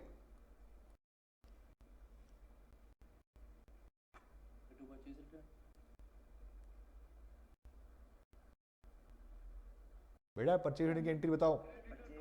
अबे रुक जाओ, उसको बोलने तो बच्ची को। बोलो बेटा। हाँ, creditor debit to purchase return. इसमें क्रेडिटर को आप क्या कर रहे हो? तो इसके लिए प्रूफ क्या बनेगा? ऐसे ही किसी को क्रेडिट करना हो तो उसके लिए प्रूफ क्या बनेगा? Credit note. समझ गए? सर हाँ जी सर एक इन्वेंटरी का डाउट है सर, प्रैक्टिकल क्वेश्चन नंबर 3। बोलो बोलो। सर उसके अंदर सर हम बनाएंगे क्या बनाएंगे इसके अंदर? अकाउंट कौन सा बनाएंगे? Profit loss adjustment account. तो सर इसके अंदर मतलब समझ ही नहीं आ रहा सर कैसे। गलतियां हैं, मैंने क्लास में भी करा रखा है, उस वीडियो को देख लेना दोबारा एक बारी। सर पता ही नहीं चल रहा सर वो। अरे वीडियो को देखा है तूने? जर्नल एंट्री 2 सेल्स की हो रही है बट डाल हम 22 से। आपकी 2 सेल्स हो रही है, इसका मतलब फायदा हुआ नुकसान? फायदा। फायदा प्रॉफिट लॉस एडजस्टमेंट में कहाँ जाएगा? डेबिट साइड या क्रेडिट साइड?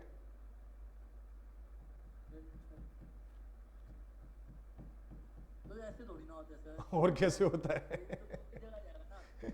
भाई अगर आपकी एंट्री हो रही है, देखो ध्यान सुनो, आपकी एक एंट्री वहां पर है फ्री सैंपल टू परचेज, याद है आपको उसी क्वेश्चन में? अब ये प्रॉफिट लॉस एडजस्टमेंट अकाउंट है, फ्री सैंपल आपके लिए एक्सपेंस है, इनकम है? Sir expense. और डेबिट हो रहा है क्रेडिट हो रहा है? डेबिट। तो ये डेबिट में जाएगा। और परचेज आपके लिए एक्सपेंस है लेकिन हो क्या रही है? क्रेडिट हो रही है। तो क्रेडिट साइड में जाएगी। ठीक है। Okay okay.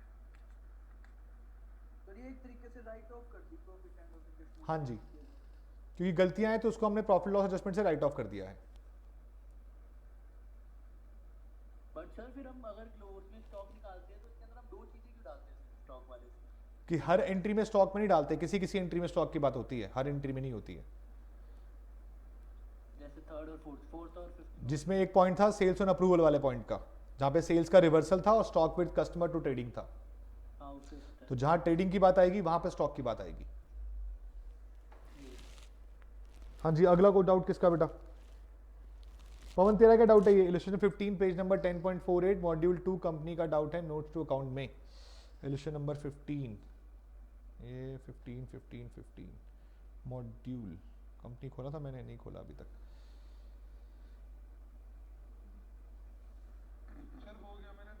हो गया, चलो बढ़िया, पवन तो होशियार है सारा। नेक्स्ट बताओ भाई। सर 1 मिनट रुक जाओ, ढूंढ रहा हूँ। निकालो जी निकालो, सब बच्चे निकाल लो।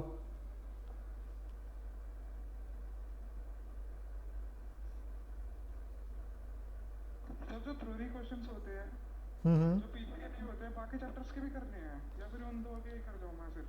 देखो उन 2 के तो करने ही करने, बाकी भी देख जाओ। जो फर्स्ट और सेकंड चैप्टर है ना आईसीआई मॉड्यूल का, देखो फिर से देख लो एक बारी, सब सुन लो।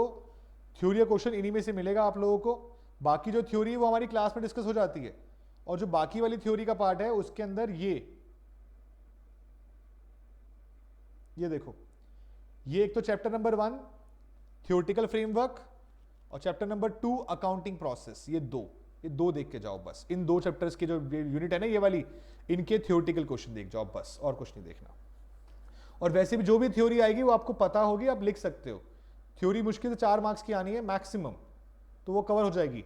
ट्रू फॉल्स सबके हो गए, ये ध्यान दो, ट्रू फॉल्स ज्यादा जरूरी है। और ट्रू फॉल्स भी आईसीआई मॉड्यूल के वो जो क्वेश्चन हमने डिस्कस किए इन दिनों में, जो आपके टेस्ट चलते रहे टेलीग्राम के ऊपर, उन्हीं में से कोई क्वेश्चन निकल के आएगा। 4 तो पक्के हैं, ये बात ध्यान रखना। सर वो मेरे वैसे सर अगर किसी का ट्रू आ रहा होगा, ट्रू में रीजन क्या देंगे? जब इसका ट्रू का जो ट्रू आपको पता है तो उसका रीजन पता भी होगा ना। सर ऐसे तो कोई चीज तो ऐसे भी होती है जो हमें रीजन नहीं पता पर है ट्रू, उसमें सेम स्टेटमेंट लिख दे। हां सर अगर आपको पता है कि वो ट्रू है तो वो आपको ट्रूथ तभी पता होगा जब आपको रीजन पता होगा। ऐसे कैसे हो सकता है कि ट्रू है और पता नहीं है? ऐसा ट्रूथ तब पता चलता है जब आपने किसी से पूछा होता है। वो तो दे ही रखा होता है ना। आपको एक कंडीशन दी गई है, फॉर एग्जाम्पल आपको बोला गया है जी share issued at discount is true और फॉल्स? फॉल्स। अब रीजन क्या देगा? सर क्योंकि सर से प्रीमियम तो होता है। अब ये गलत है, आपको ये चीज लिखवाई गई है सेक्शन 53 के अकॉर्डिंग शेयर्स इशू डिस्काउंट पे नहीं कर सकते। हाँ, वो पूरी बात लिखनी पड़ेगी ना आपको, तो ये आपको पूरी बात लिखनी पड़ेगी। जो जो ट्रू फॉल्स प्रैक्टिकल चैप्टर्स के हैं ना, वो क्लासेस में जो कॉन्सेप्ट है उसी से निकलेंगे।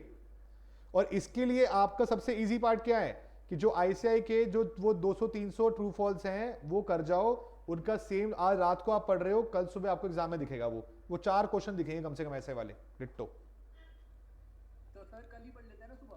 वो तुम्हारी मर्जी है। मैंने तो शेड्यूल के अकॉर्डिंग बताया था जी, आपको जो चैप्टर आप रिवीजन कर रहे हो उस दिन ही शाम को उसका ट्रू फॉल्स कर लो। के साथ ही किए। हाँ, वो बेटर ऑप्शन है। आज अगर आज आप 300 लेने बैठोगे ना तो कल सुबह तक सबकी खिचड़ी बन जाएगी और मजा आ जाएगा खा के उनको सुबह। तो बेटर तो यही था कि मैंने आपको 6 दिन का शेड्यूल दिया। आपको किस लिए दिया वो शेड्यूल? आपने शेड्यूल ध्यान से सुना ही नहीं, इसका मतलब मेरा। सर मेरे डेप्रिसिएशन का एक डाउट था। बोलो बेटा। Sir illustration number 7। Illustration number 7 depreciation का ना। यस।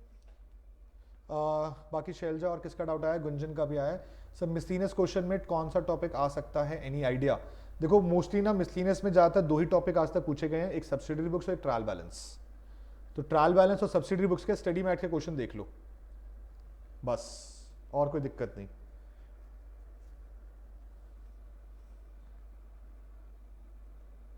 और अगर आईसीआई ने सरप्राइज देना हुआ ना कल, तो वो कैश बुक दे देगा।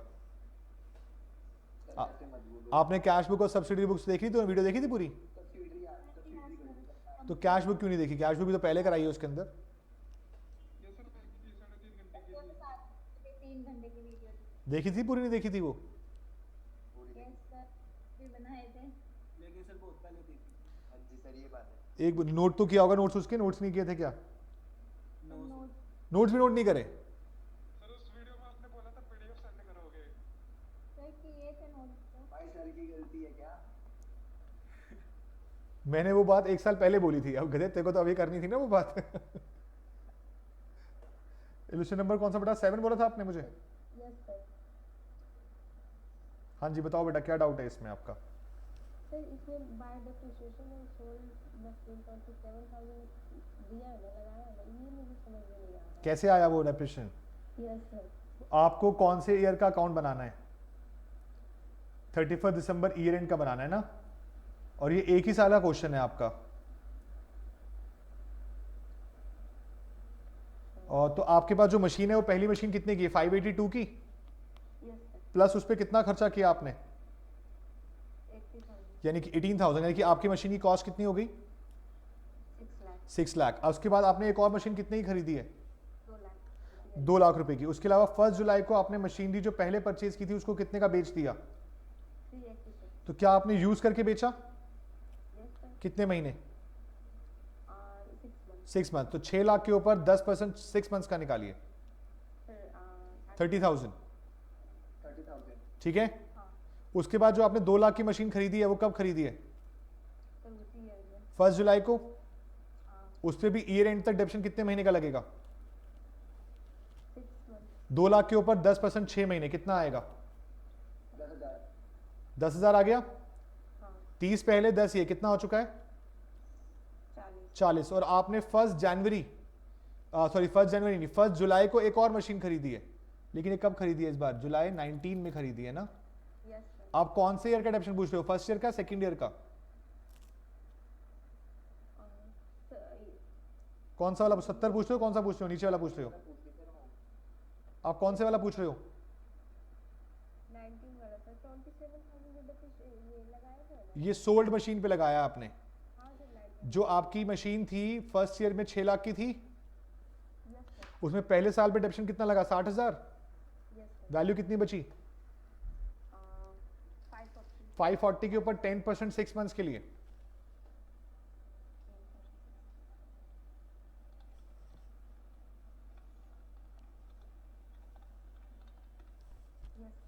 डन। हाँ जी, साक्षी का डाउट क्या था? डिबेंचर का इलेक्शन नंबर 11 एंड 12। साक्षी, ये डिस्काउंट राइट ऑफ वाला टॉपिक है।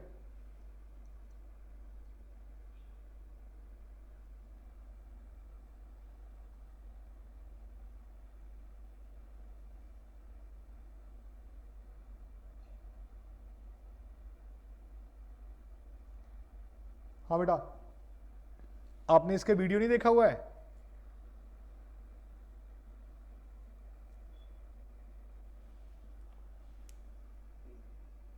साक्षी, आपने इसकी वीडियो देखी हुई नहीं देखी हुई? कॉन्सेप्ट वीडियो देखी है नहीं देखी है? सर देखिए, लेकिन ये दो क्वेश्चंस मुझे सिमिलर लग रहे हैं, लेकिन मेथड इसमें दोनों में अलग अलग यूज़ करा हुआ है। दोनों में मेथड इसलिए अलग अलग यूज किया हुआ है क्योंकि इस वाले क्वेश्चन में आपकी जो रीपेमेंट ऑफ डिबेंचर्स है वो मैच्योरिटी वाला केस है, 5 साल के बाद हो रही है रिडम्पशन। तो इसमें जो डिस्काउंट था उसको इक्वली डिवाइड करना सिखाया था। ज्यादा आया? Yes sir. और जो नीचे वाला केस है इसमें आपकी रीपेमेंट जो है वो हर साल 2-2 लाख रुपए हो रही है। 2 लाख कितनी है?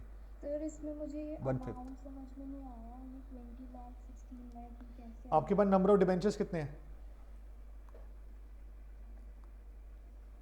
2 लाख। एक डिबेंचर कितने का है? 100। 10 रुपीज। और आप रीपेमेंट कितनी कितनी कर रहे हो हर साल? 4 लाख। 1/5 है, क्वेश्चन ने बोला 5 साल में करनी है बराबर 4-4 लाख। यस तो सर। पहले साल के एंड में 4 लाख करने का कितना बचा आपके पास? 16। फिर अगली बार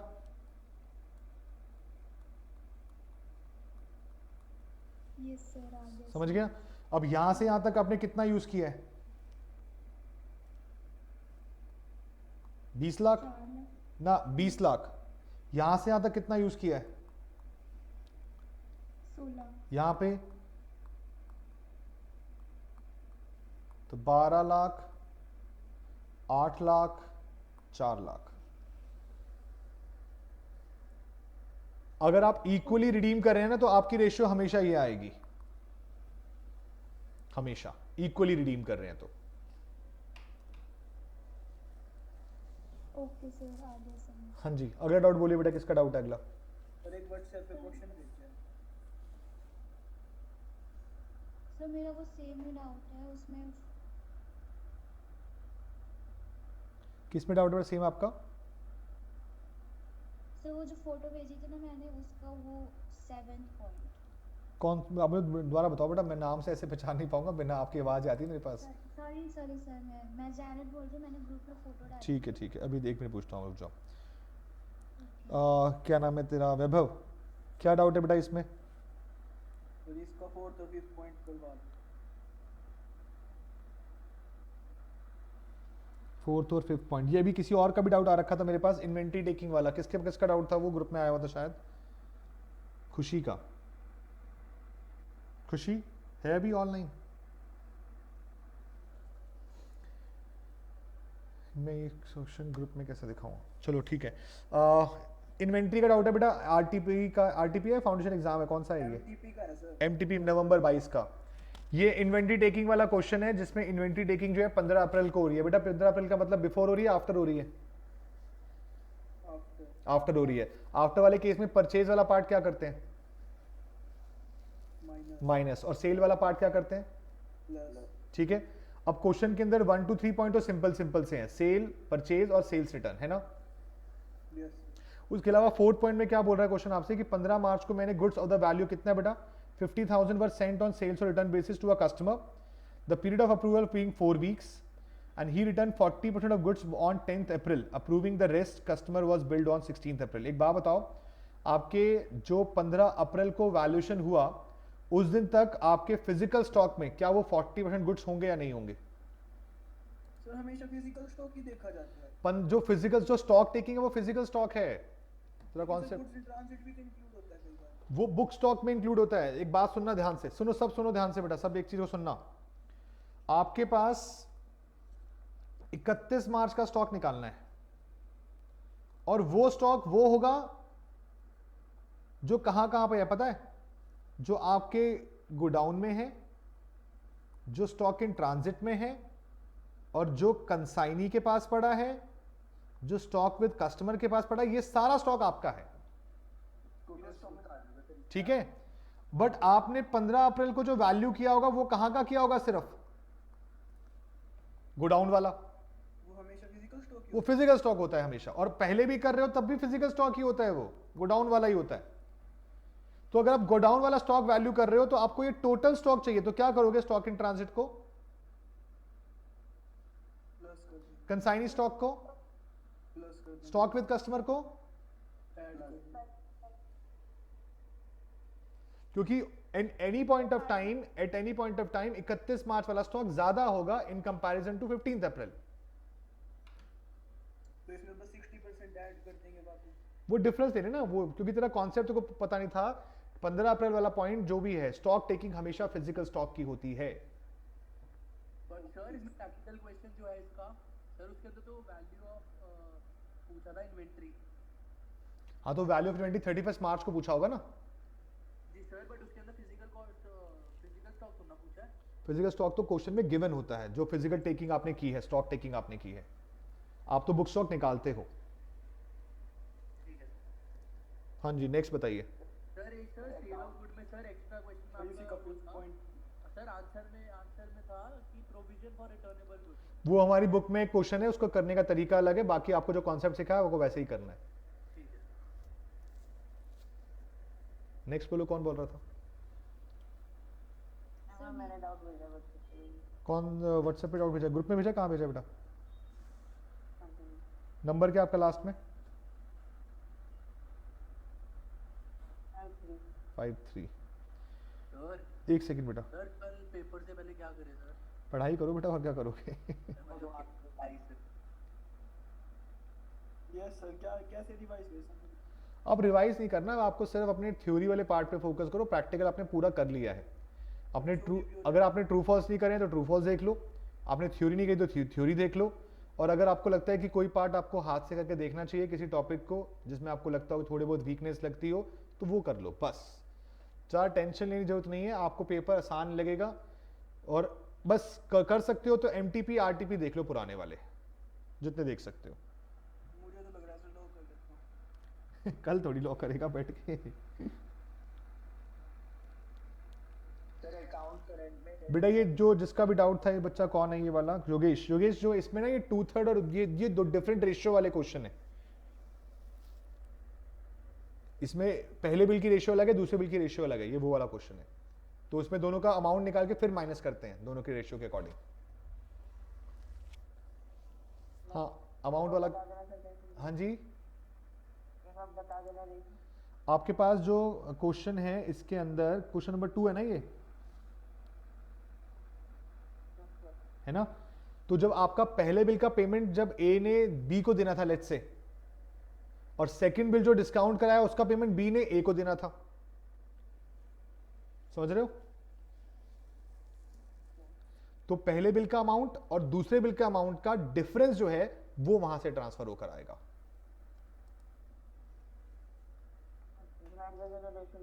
हाँ, और डिस्काउंट जो है वो दूसरे वाला दूसरी रेशियो के अकॉर्डिंग ही निकलेगा।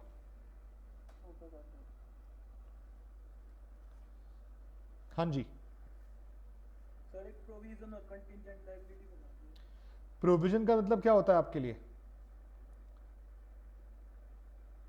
प्रोविजन सर फ्यूचर में जो अनसर्टेन लायबिलिटी होती है उसके लिए बनाते हैं। यस, और कंटिंजेंट लायबिलिटी जो लायबिलिटी भी कंफर्म ही नहीं है। Yes sir. ठीक है, प्रोविजन बनाना आपके लिए कंपल्शन है, प्रॉफिट लॉस के डेबिट में आता है और बैलेंस शीट में लायबिलिटी साइड में शो करते हैं। और जो आपकी कंटिंजेंट लायबिलिटी है वो कहां शो करते हैं? बैलेंस शीट के फुटनोट में। फुटनोट में।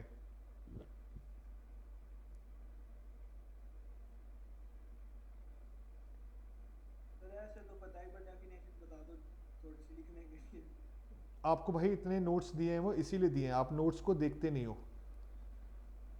ये देख, सेल्स ऑन अप्रूवल का एक सेकंड बेटा, एक सेकंड लेता हूँ, एक सेकंड रुक जाओ बस।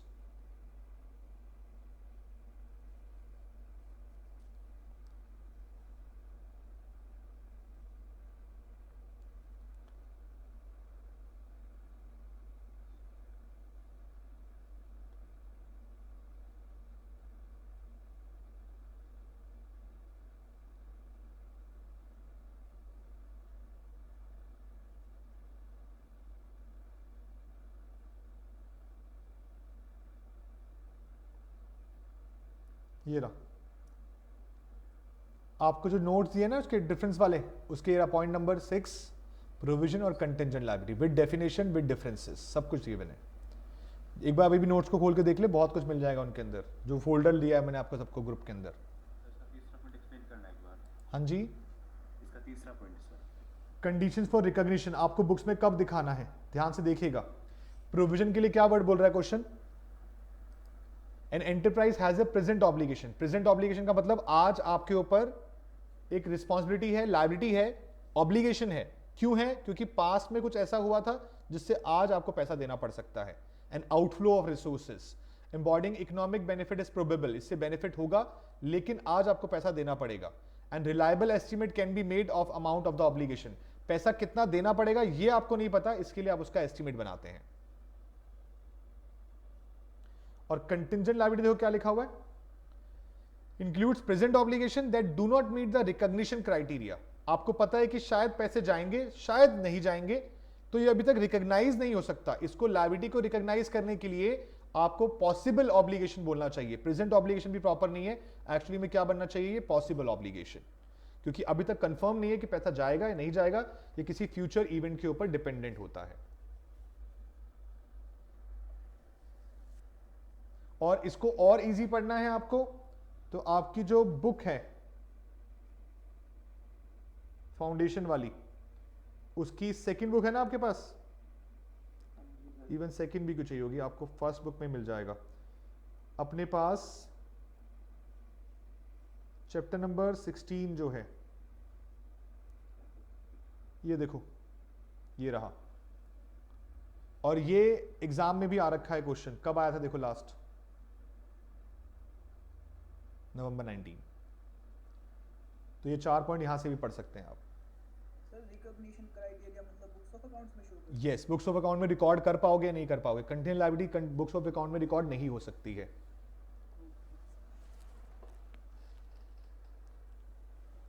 बोलो नेक्स्ट बताइए। प्रैक्टिकल क्वेश्चन नंबर 3 जो है उसमें सर वो जो सेल्स से practical question number 3 yes, sales से रिटर्न अकाउंट में कंडीशन होती है। एक मिनट निकाल लेता हूं।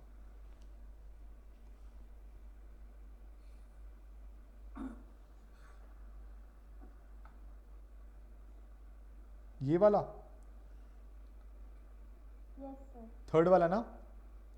Yes sir. मुझे एक बात बताना, मैंने जब ये क्वेश्चन समझाया है ना, या फिर जो कॉन्सेप्ट कराया है, इस कॉन्सेप्ट में आपको बोला था सेल और रिटर्न अकाउंट को आप क्या मानेंगे, एक सेल्स अकाउंट की तरह, है ना। Yes sir. अब आपकी सेल्स जो आपने गुड्स कस्टमर को भेजे हैं, आप उन्हें सेल्स मानोगे तो वो सेल्स बढ़ेगी या कम होगी?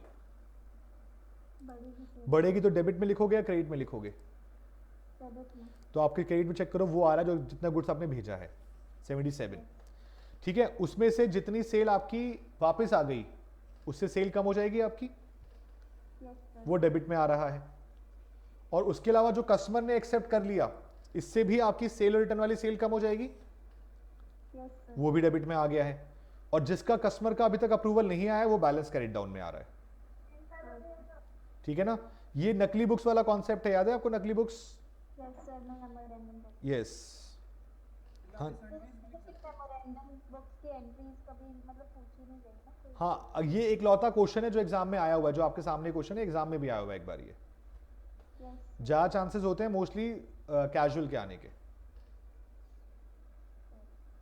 हाँ जी, और बताइए। सर इसमें सनडेज भी लिख सकते हैं? लिख सकते हैं बेटा, सब अगर बहुत सारे नाम हैं तो उनकी जगह सनडेज लिख सकते हैं आप। नेक्स्ट बोलो। सर अकाउंट करंट में किया, अकाउंट करंट में रेडिंग मेथड किया। देखो अब तक आया नहीं है रेडिंग कभी भी, लेकिन रेडिंग मेथड में कुछ खास नहीं है। आगे की एंट्री डेट है, रिवर्स में लिखना होता है बस। एक क्वेश्चन ट्राई कर ले, ऊपर ऊपर से हो जाए काम, ताकि कल को रिस्क नहीं होगा ना। एटलीस्ट आ गया तो 5 मार्क्स खराब नहीं होंगे, क्योंकि एक आधा पॉइंट रेडिंग का निकलना कोई बड़ी बात नहीं है क्वेश्चन के अंदर। एक क्वेश्चन देख जा, क्वेश्चन नंबर 4 करा रखा है बुक का, एक्स और वाई वाला, वो क्वेश्चन देख ले, तो कम से कम एटलीस्ट वो एक पॉइंट की वजह से पूरा क्वेश्चन तो खराब नहीं होगा ना। Okay sir. बैकवर्ड मेथड फिर भी छोड़ सकते हो, लेकिन रेडिंग वाला करके जाओ। Okay sir. नेक्स्ट बोलो। सर वो वाला जो मैंने ग्रुप में फोटो डाला ग्रुप में डाला है? है। Yes sir. हाँ जी, जेनेट के नाम से आएगा। हाँ बोलो बोलो बोलो, पॉइंट नंबर बोलो। 7th। As per table F rate of interest on calls advance is 10%। किसका ट्रू फॉल्स का है, किसका है? नो सर प्रैक्टिकल क्वेश्चन है आरओई का। नहीं मेरे पास तो अनु का डाउट आया, तो अनु का डाउट था कुछ शायद। तो सर उसमें जेनेट लिखा है। तो जेनेट तुम्हें तो मैं एंट्री बता चुका हूँ, वो मशीनरी वाली एंट्री बताई तो थी। नहीं सर उसका नीचे ही है ये बैड डेट वाला। तो बैड डेट्स वाला मैंने लास्ट डाउट क्लास में था, आप लास्ट डाउट क्लास में नहीं आए थे? सर एक बार एक्सप्लेन कर दीजिए।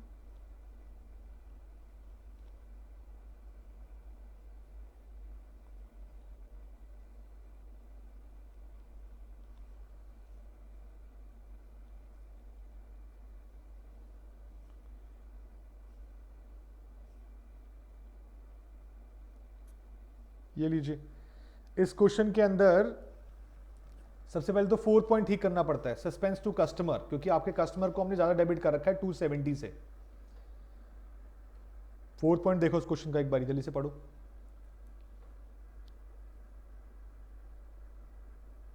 Yes sir. अब इससे एंट्री क्या बन गई आपकी, सस्पेंस टू कस्टमर हो गई। Yes sir.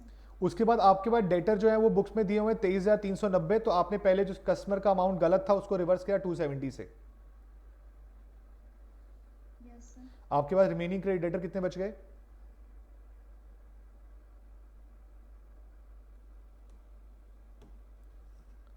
23,120। Yes sir. और 23,120 के बाद क्वेश्चन ने बोला जी 1560 के क्या हो चुका है, बैड डेट्स। तो बैड डेट्स आपके डेटर को कम कर देगा। Yes sir. 21,560 बच गया। यस। उसके ऊपर नया प्रोविजन कितना बनाना है आपको, 10%। 2156 आपका ऑलरेडी एग्जिस्टिंग प्रोविजन कितना है,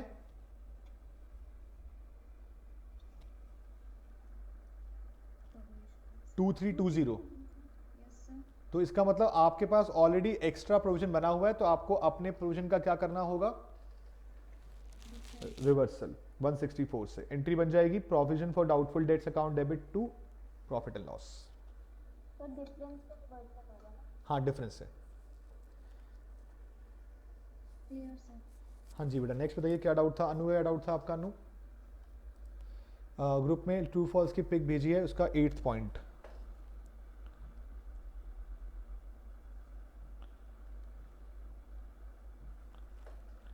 non participating preference shares enjoy voting right, false है बेटा। नहीं ऐसा देखो, नॉन पार्टिसिपेटिंग है ना, हाँ ट्रू है, ट्रू ट्रू ट्रू। ये तो आपने लॉ में भी पढ़ा होगा, पार्टिसिपेटिंग प्रेफरेंस शेयर्स होते हैं जिनके पास एक्स्ट्रा डिविडेंड का राइट आता है, और अगर उनके पैसे ना दिए जाएं तो उनको वोटिंग राइट मिल जाता है बाद में, लेकिन नॉन पार्टिसिपेटिंग का तो कुछ भी नहीं मिलने वाला। एक बार इन्वेंट्री का इलस्ट्रेशन नंबर 10 बता दो, इलस्ट्रेशन नंबर 10 इन्वेंट्री। इन्वेंट्री हमने खोला था, अभी नहीं खोला शायद। हाँ जी बाकी बच्चे बताओ भाई, और क्या डाउट बचे अपने?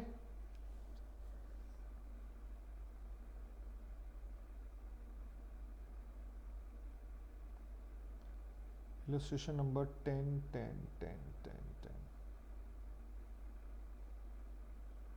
10th में बेटा कौन सा पॉइंट है आपका?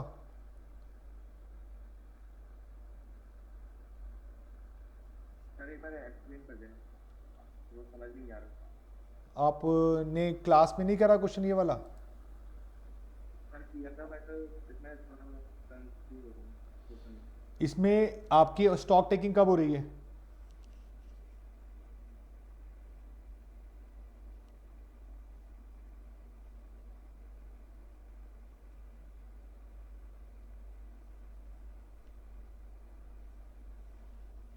सर 31 मार्च को होगी।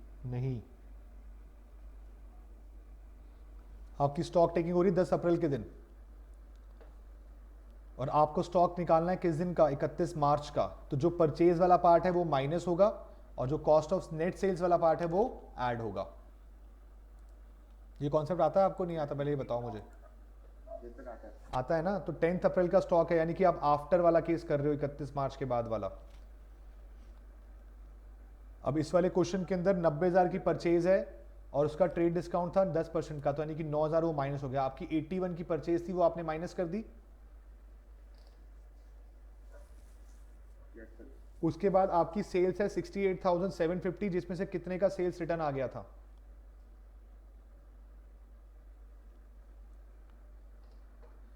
सिक्स फाइव सेवन 3,000 का रिमेनिंग सेल कितनी बची है? 65,750। और प्रॉफिट रेशियो थी 33.33% ऑफ कॉस्ट। 1/3 ऑफ कॉस्ट मतलब 1/4 ऑफ सेल्स। तो आपका प्रॉफिट माइनस करने के बाद आपकी जो कॉस्ट ऑफ नेट सेल्स है वो कितनी आ रही है? 49312।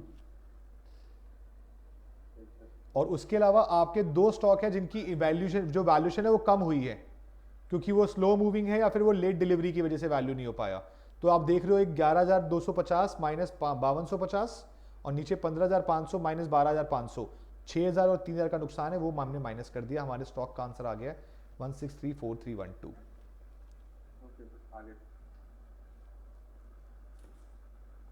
हाँ जी, अगला पॉइंट बोलो बेटा, किसका है? सर मैंने एक व्हाट्सएप पे क्वेश्चन भेज दिया। व्हाट्सएप पे क्वेश्चन भेजा है।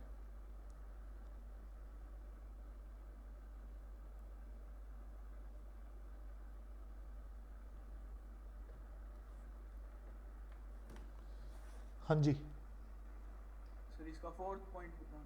Return on one printer. Yes sir. Printer क्यों आएगा? परचेज बुक में प्रिंटर थोड़ी आता है। प्रिंटर तो एक एसेट है। कैलकुलेटर भी है सर, तो स्टेशनरी वगैरह में प्रिंटर भी तो हो सकता है। नहीं नहीं, प्रिंटर आपके वो आइटम हो गई भाई, फर्नीचर आइटम, क्या नाम है उसकी, इलेक्ट्रॉनिक आइटम हो गई, स्टेशनरी में कैसे आ जाएगी? सर कैलकुलेटर बेचता है, तो प्रिंटर भी बेच सकते हैं। नहीं नहीं नहीं, ऐसा नहीं। प्रिंटर आपके लिए प्रॉपर एसेट है। परचेज रिटर्न में आपकी गुड्स की रिटर्न जाती है, यस सर। तो वो नहीं आ सकता। कैलकुलेटर और प्रिंटर आप एक सेम चीज़ें कैसे मान सकते हो? Okay sir. जी, नेक्स्ट बताइए। सर बीआरएस में बैंक ओवरड्राफ्ट का जो केस होता है, तो उसमें सारे फंड्स को रिवर्स किया जाता है, मतलब ऐड जो फंड होता है उसको माइनस करना होता है और जो माइनस कर रहा होता है उसको ऐड करना। देखो पॉइंट सुनो ध्यान से, कॉन्सेप्ट तो वही का वही है, लेकिन अगर मैं आपसे बोलता हूं कि ये ओवरड्राफ्ट का क्वेश्चन है, तो आपने यहां लिखा होगा फॉर एग्जांपल 10, ये प्लस ये माइनस। अगर आपको आपके आंसर कहता है जी आपको माइनस करना है, तो आप माइनस कॉलम में लिख दोगे। बट ये माइनस एक्चुअली में क्या हुआ?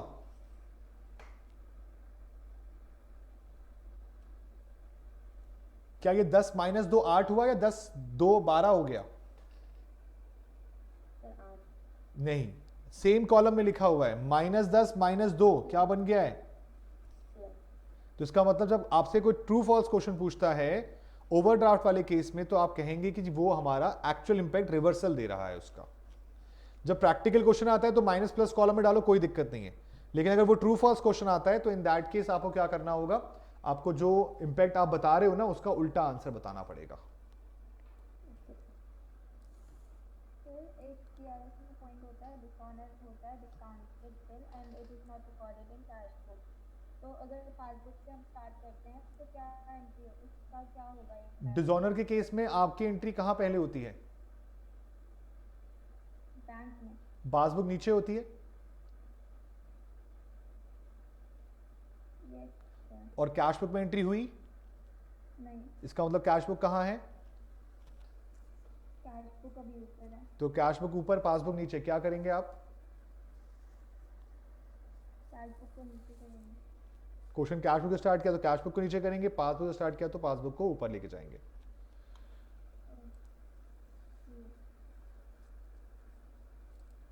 हाँ जी, और कोई डाउट बोलिए किसका है तो।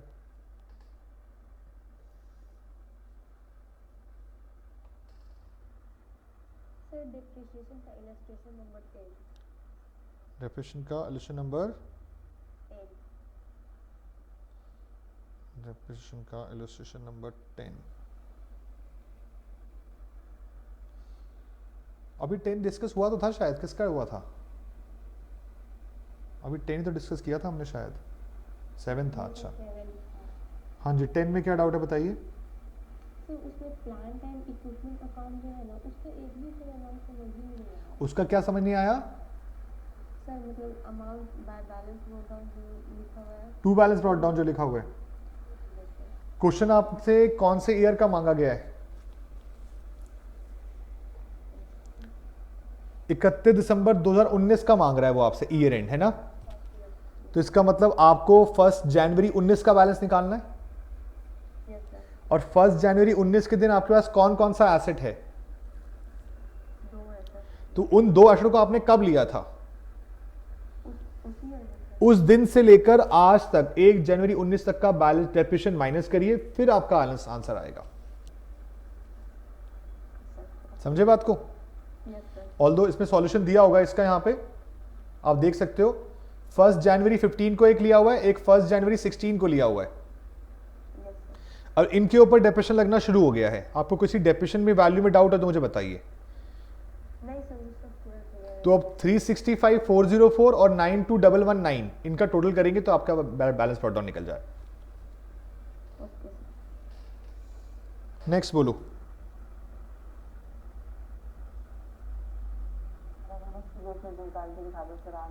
किसका बेटा? क्वेश्चन कौन सा भेजा है? लास्ट में नंबर क्या है आपका? मुझे एक बार दोबारा रीसेंड कर, मेरे नीचे लगे लगता है, दोबारा भेज दे एक बार बेटा। MTP1 डिबेंचर भी बता दो बेटा, मुझे बेटा फॉरवर्ड कर दो मुझे ग्रुप में एक बार, या फिर कहीं पे भी डाल दो, फॉरवर्ड कर दीजिए। सर एक बार रेशियो निकाल कर दिखा दो प्लीज़, नहीं आ रहा, प्लीज़ सर एक्सप्लेन कर दो कौन सा पॉइंट है आपका। यही वाला पॉइंट है ना? इस वाले पॉइंट के अंदर आपके पास कितना अमाउंट है? 45,000 था, 44,100 में आपने डिस्काउंट कराया, 1/3 अमाउंट रेमिट कर दिया। On the due date Ravi fails to remit the amount due to Rishi but he accept the bill of 52,500 और 3 months। डिस्काउंट कराया कितने में? 51,300, रेमिट कर दिया 8475 to Ravi. And before the maturity the second bill was insolvent and the renewed bill Ravi become insolvent and only 50% realized from the estate। आपकी कौन सी value में doubt है आपका?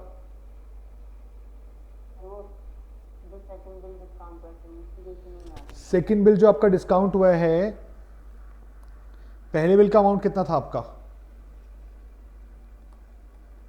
45,000 नहीं, अमाउंट 45,000 था ना। 45,000 में से उसने 1/3 रेमिट किया था, तो इसने अपने कितने पैसे उसको देने थे? 2/3। तो ये कितना निकल के आया? 30,000। और उसके बाद उसने दूसरा बिल कितने का था उसका? 52,500। उसमें से उसने उसे पैसे दिए हैं कितने? डिस्काउंट कितने में कराया है? 51,300। 51,300 में से डिफरेंस कितना बचा है इसका? 1,200 है ना? और कुछ बचा इसके अंदर नहीं, और वो दे रहा है 8475 का अमाउंट। अब 30,000 तो ये आ गया, और उसके हिसाब से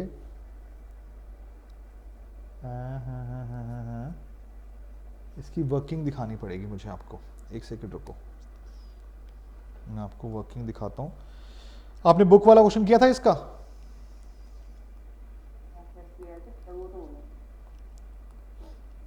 नहीं, डिफरेंट रेशियो वाले की बात कर रहा हूँ।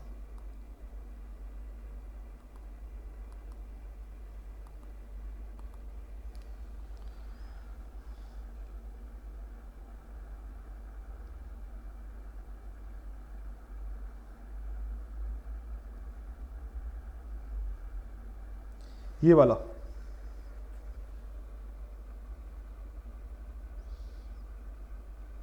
वाला किया था। अब इसमें आपके पास जो सेकंड बिल है वो कितने का था आपका? 15,000 का। अच्छा, इसमें रेशियो लेकिन सेम है, एक मिनट रुक जा, रेशियो डिफरेंट वाला क्वेश्चन था, मैंने एक दिया था बच्चों को। सर एग्जाम क्वेश्चन में तो नहीं, यहाँ पर भी है ना एक एरा, इससे भी हो जाएगा, वो प्रोपोर्शनेट करना पड़ेगा आपको। आपका सेकंड बिल का वो कितना था अमाउंट? 52,500 नहीं, 51,300 आया था ना अगले वाला, है ना। और 51,300 के अंदर आपके पास अमाउंट ड्यू टू एक्स और रिसीव बाय एक्स, कितना अमाउंट आपको मिला है? कितना अमाउंट मिला है वहाँ से? 30,000, और एक और अमाउंट कितना था? 8475। 30,000 प्लस 8475 इनटू डिस्काउंट कितना आपका 1200। अब चेक करो कितना आ रहा है इसका डिस्काउंट का अमाउंट आपका।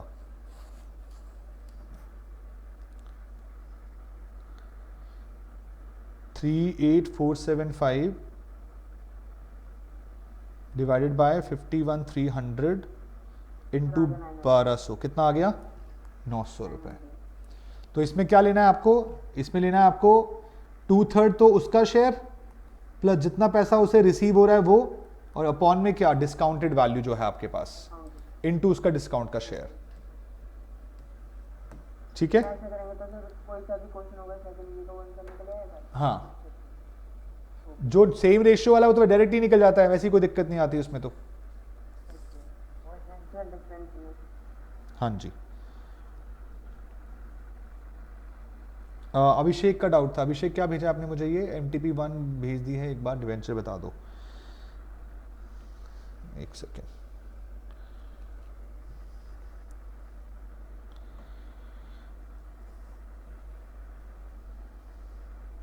क्वेश्चन नंबर कौन सा डिवेंचर का है इसमें यार,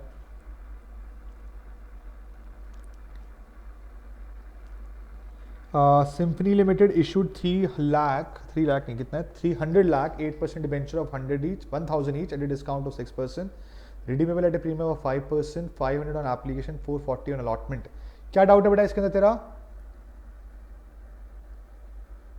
इशू की एंट्री में दिक्कत है? जो भी प्रीमियम और डिस्काउंट लेना है वो आपको अलॉटमेंट वाली एंट्री पे लेना होता है। जो भी प्रीमियम और डिस्काउंट है सारा का सारा, लॉस ऑन इशू सब वहीं पे निकलेगा सेकंड एंट्री के अंदर।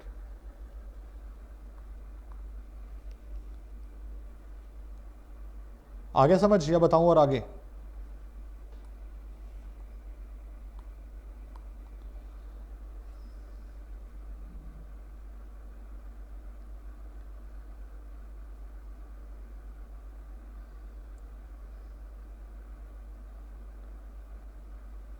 ये रहा क्वेश्चन इस तरह का, ये देखो यहां पर भी वही क्वेश्चन है। 4 लाख डिबेंचर है 100 ईच, एप्लीकेशन पे 30, अलॉटमेंट पे 70, लेकिन आपका रिडम्पशन किस पे होगा, प्रीमियम पे। तो जो प्रीमियम वाली बातें हैं जितनी भी हैं, एप्लीकेशन पे कुछ नहीं करना है, जो करना है वो अलॉटमेंट वाली एंट्री में करना है। तो debenture allotment debit to debenture, redemption का प्रीमियम है तो डिबेंचर रिडम्पशन प्रीमियम या प्रीमियम रिडम्पशन आ जाएगा और उसके बाद लॉस आ जाएगा। हो गया, चल डन, गुड। और बताओ जी, और किसका कोई डाउट है कुछ?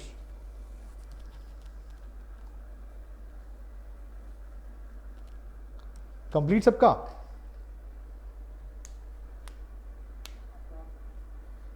सो फाइनली सब कुछ हो गया है ना? Yes sir. चलो बढ़िया है, अच्छी बात है। देखो अब डरने की जरूरत है नहीं, क्योंकि पेपर हर बार इजी आता है, बच्चों को डर हमेशा लगता है, लेकिन जब पेपर खत्म हो जाता है ना, सब बच्चे आगे ही बोलते हैं सर अकाउंट्स का बहुत आसान आया था। और मैंने आपको पिछला पेपर भी दिखाया था क्लासेस के अंदर, तो पेपर बहुत ईजी होगा। बस अपने ऊपर नर्वसनेस के ऊपर कंट्रोल रखो। पहला क्वेश्चन आपको जो करना है वो मैं आपको बता चुका हूँ, मैं ऑल दो इसके रिगार्डिंग अभी एक ग्रुप में एक वीडियो डाल दूंगा, तो आप उसको करके एक बार देख के जरूर जाना। और पेपर बहुत आसान आएगा, बस ध्यान रखना पहला क्वेश्चन गलती से भी बड़ा वाला मत उठाना। अगर आपको आता है बहुत अच्छे से तब भी मत उठाना, क्योंकि उसमें गलतियां होने के चांसेस ज़्यादा हो जाते हैं, क्योंकि आप स्टार्टिंग में नर्वस होते हो और आती हुई चीज़ भी खराब हो जाती है ना, तब बहुत दुख होता है। तो इसीलिए छोटे क्वेश्चन करना पहले, जिसमें आप पूरे कॉन्फिडेंट हो, आपको ROE अच्छे से आता हो, आपको BRS अच्छे से आता हो, 5 मार्क्स वाला अच्छे से आता हो, 10 मार्क्स वाला अच्छे से आता हो, बट 15 और 20 वाला मत उठाना, क्योंकि वो आपके क्वेश्चन को गलत करवा देगा। समझ गए सब? तो इसी चीज़ का ध्यान रखेंगे। बाकी मैं फाइनल इंस्ट्रक्शंस वीडियो आपको भेजूंगा थोड़ी देर के अंदर, और उसके बाद पेपर को आराम से करके आना, और इंस्ट्रक्शन जरूर पढ़ के जाना जो आपको रोल नंबर मिला है उसके अंदर। ठीक है जी, चलो बेटा, ऑल द वेरी बेस्ट, जय माता दी, आप सबका पेपर अच्छा हो। और कल पेपर जब देकर आ जाओगे तो अपना आके मुझे जरूर बताना पेपर आप लोगों का कैसा हुआ। ठीक है, चलो, God bless you, all the very best, और सब बच्चे पास हो जाए अच्छे अच्छे मार्क्स से, यही चाहिए बस। ठीक है, और अपने माँ बापा का, पापा पापा का सबका आशीर्वाद लेके जाना। ठीक है, मम्मी पापा से अपने पूरे ब्लेसिंग लेके जाना।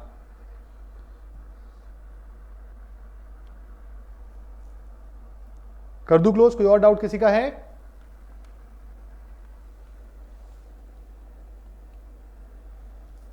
चलो फिर done, bye bye, all the best, bye bye, good night. Bye sir. Bye बेटा, sir thank you all the very best बेटा। जल्दी मिलेंगे, सबके एग्जाम खत्म हो जाए फिर एक अच्छी सी पार्टी करेंगे। Bye bye.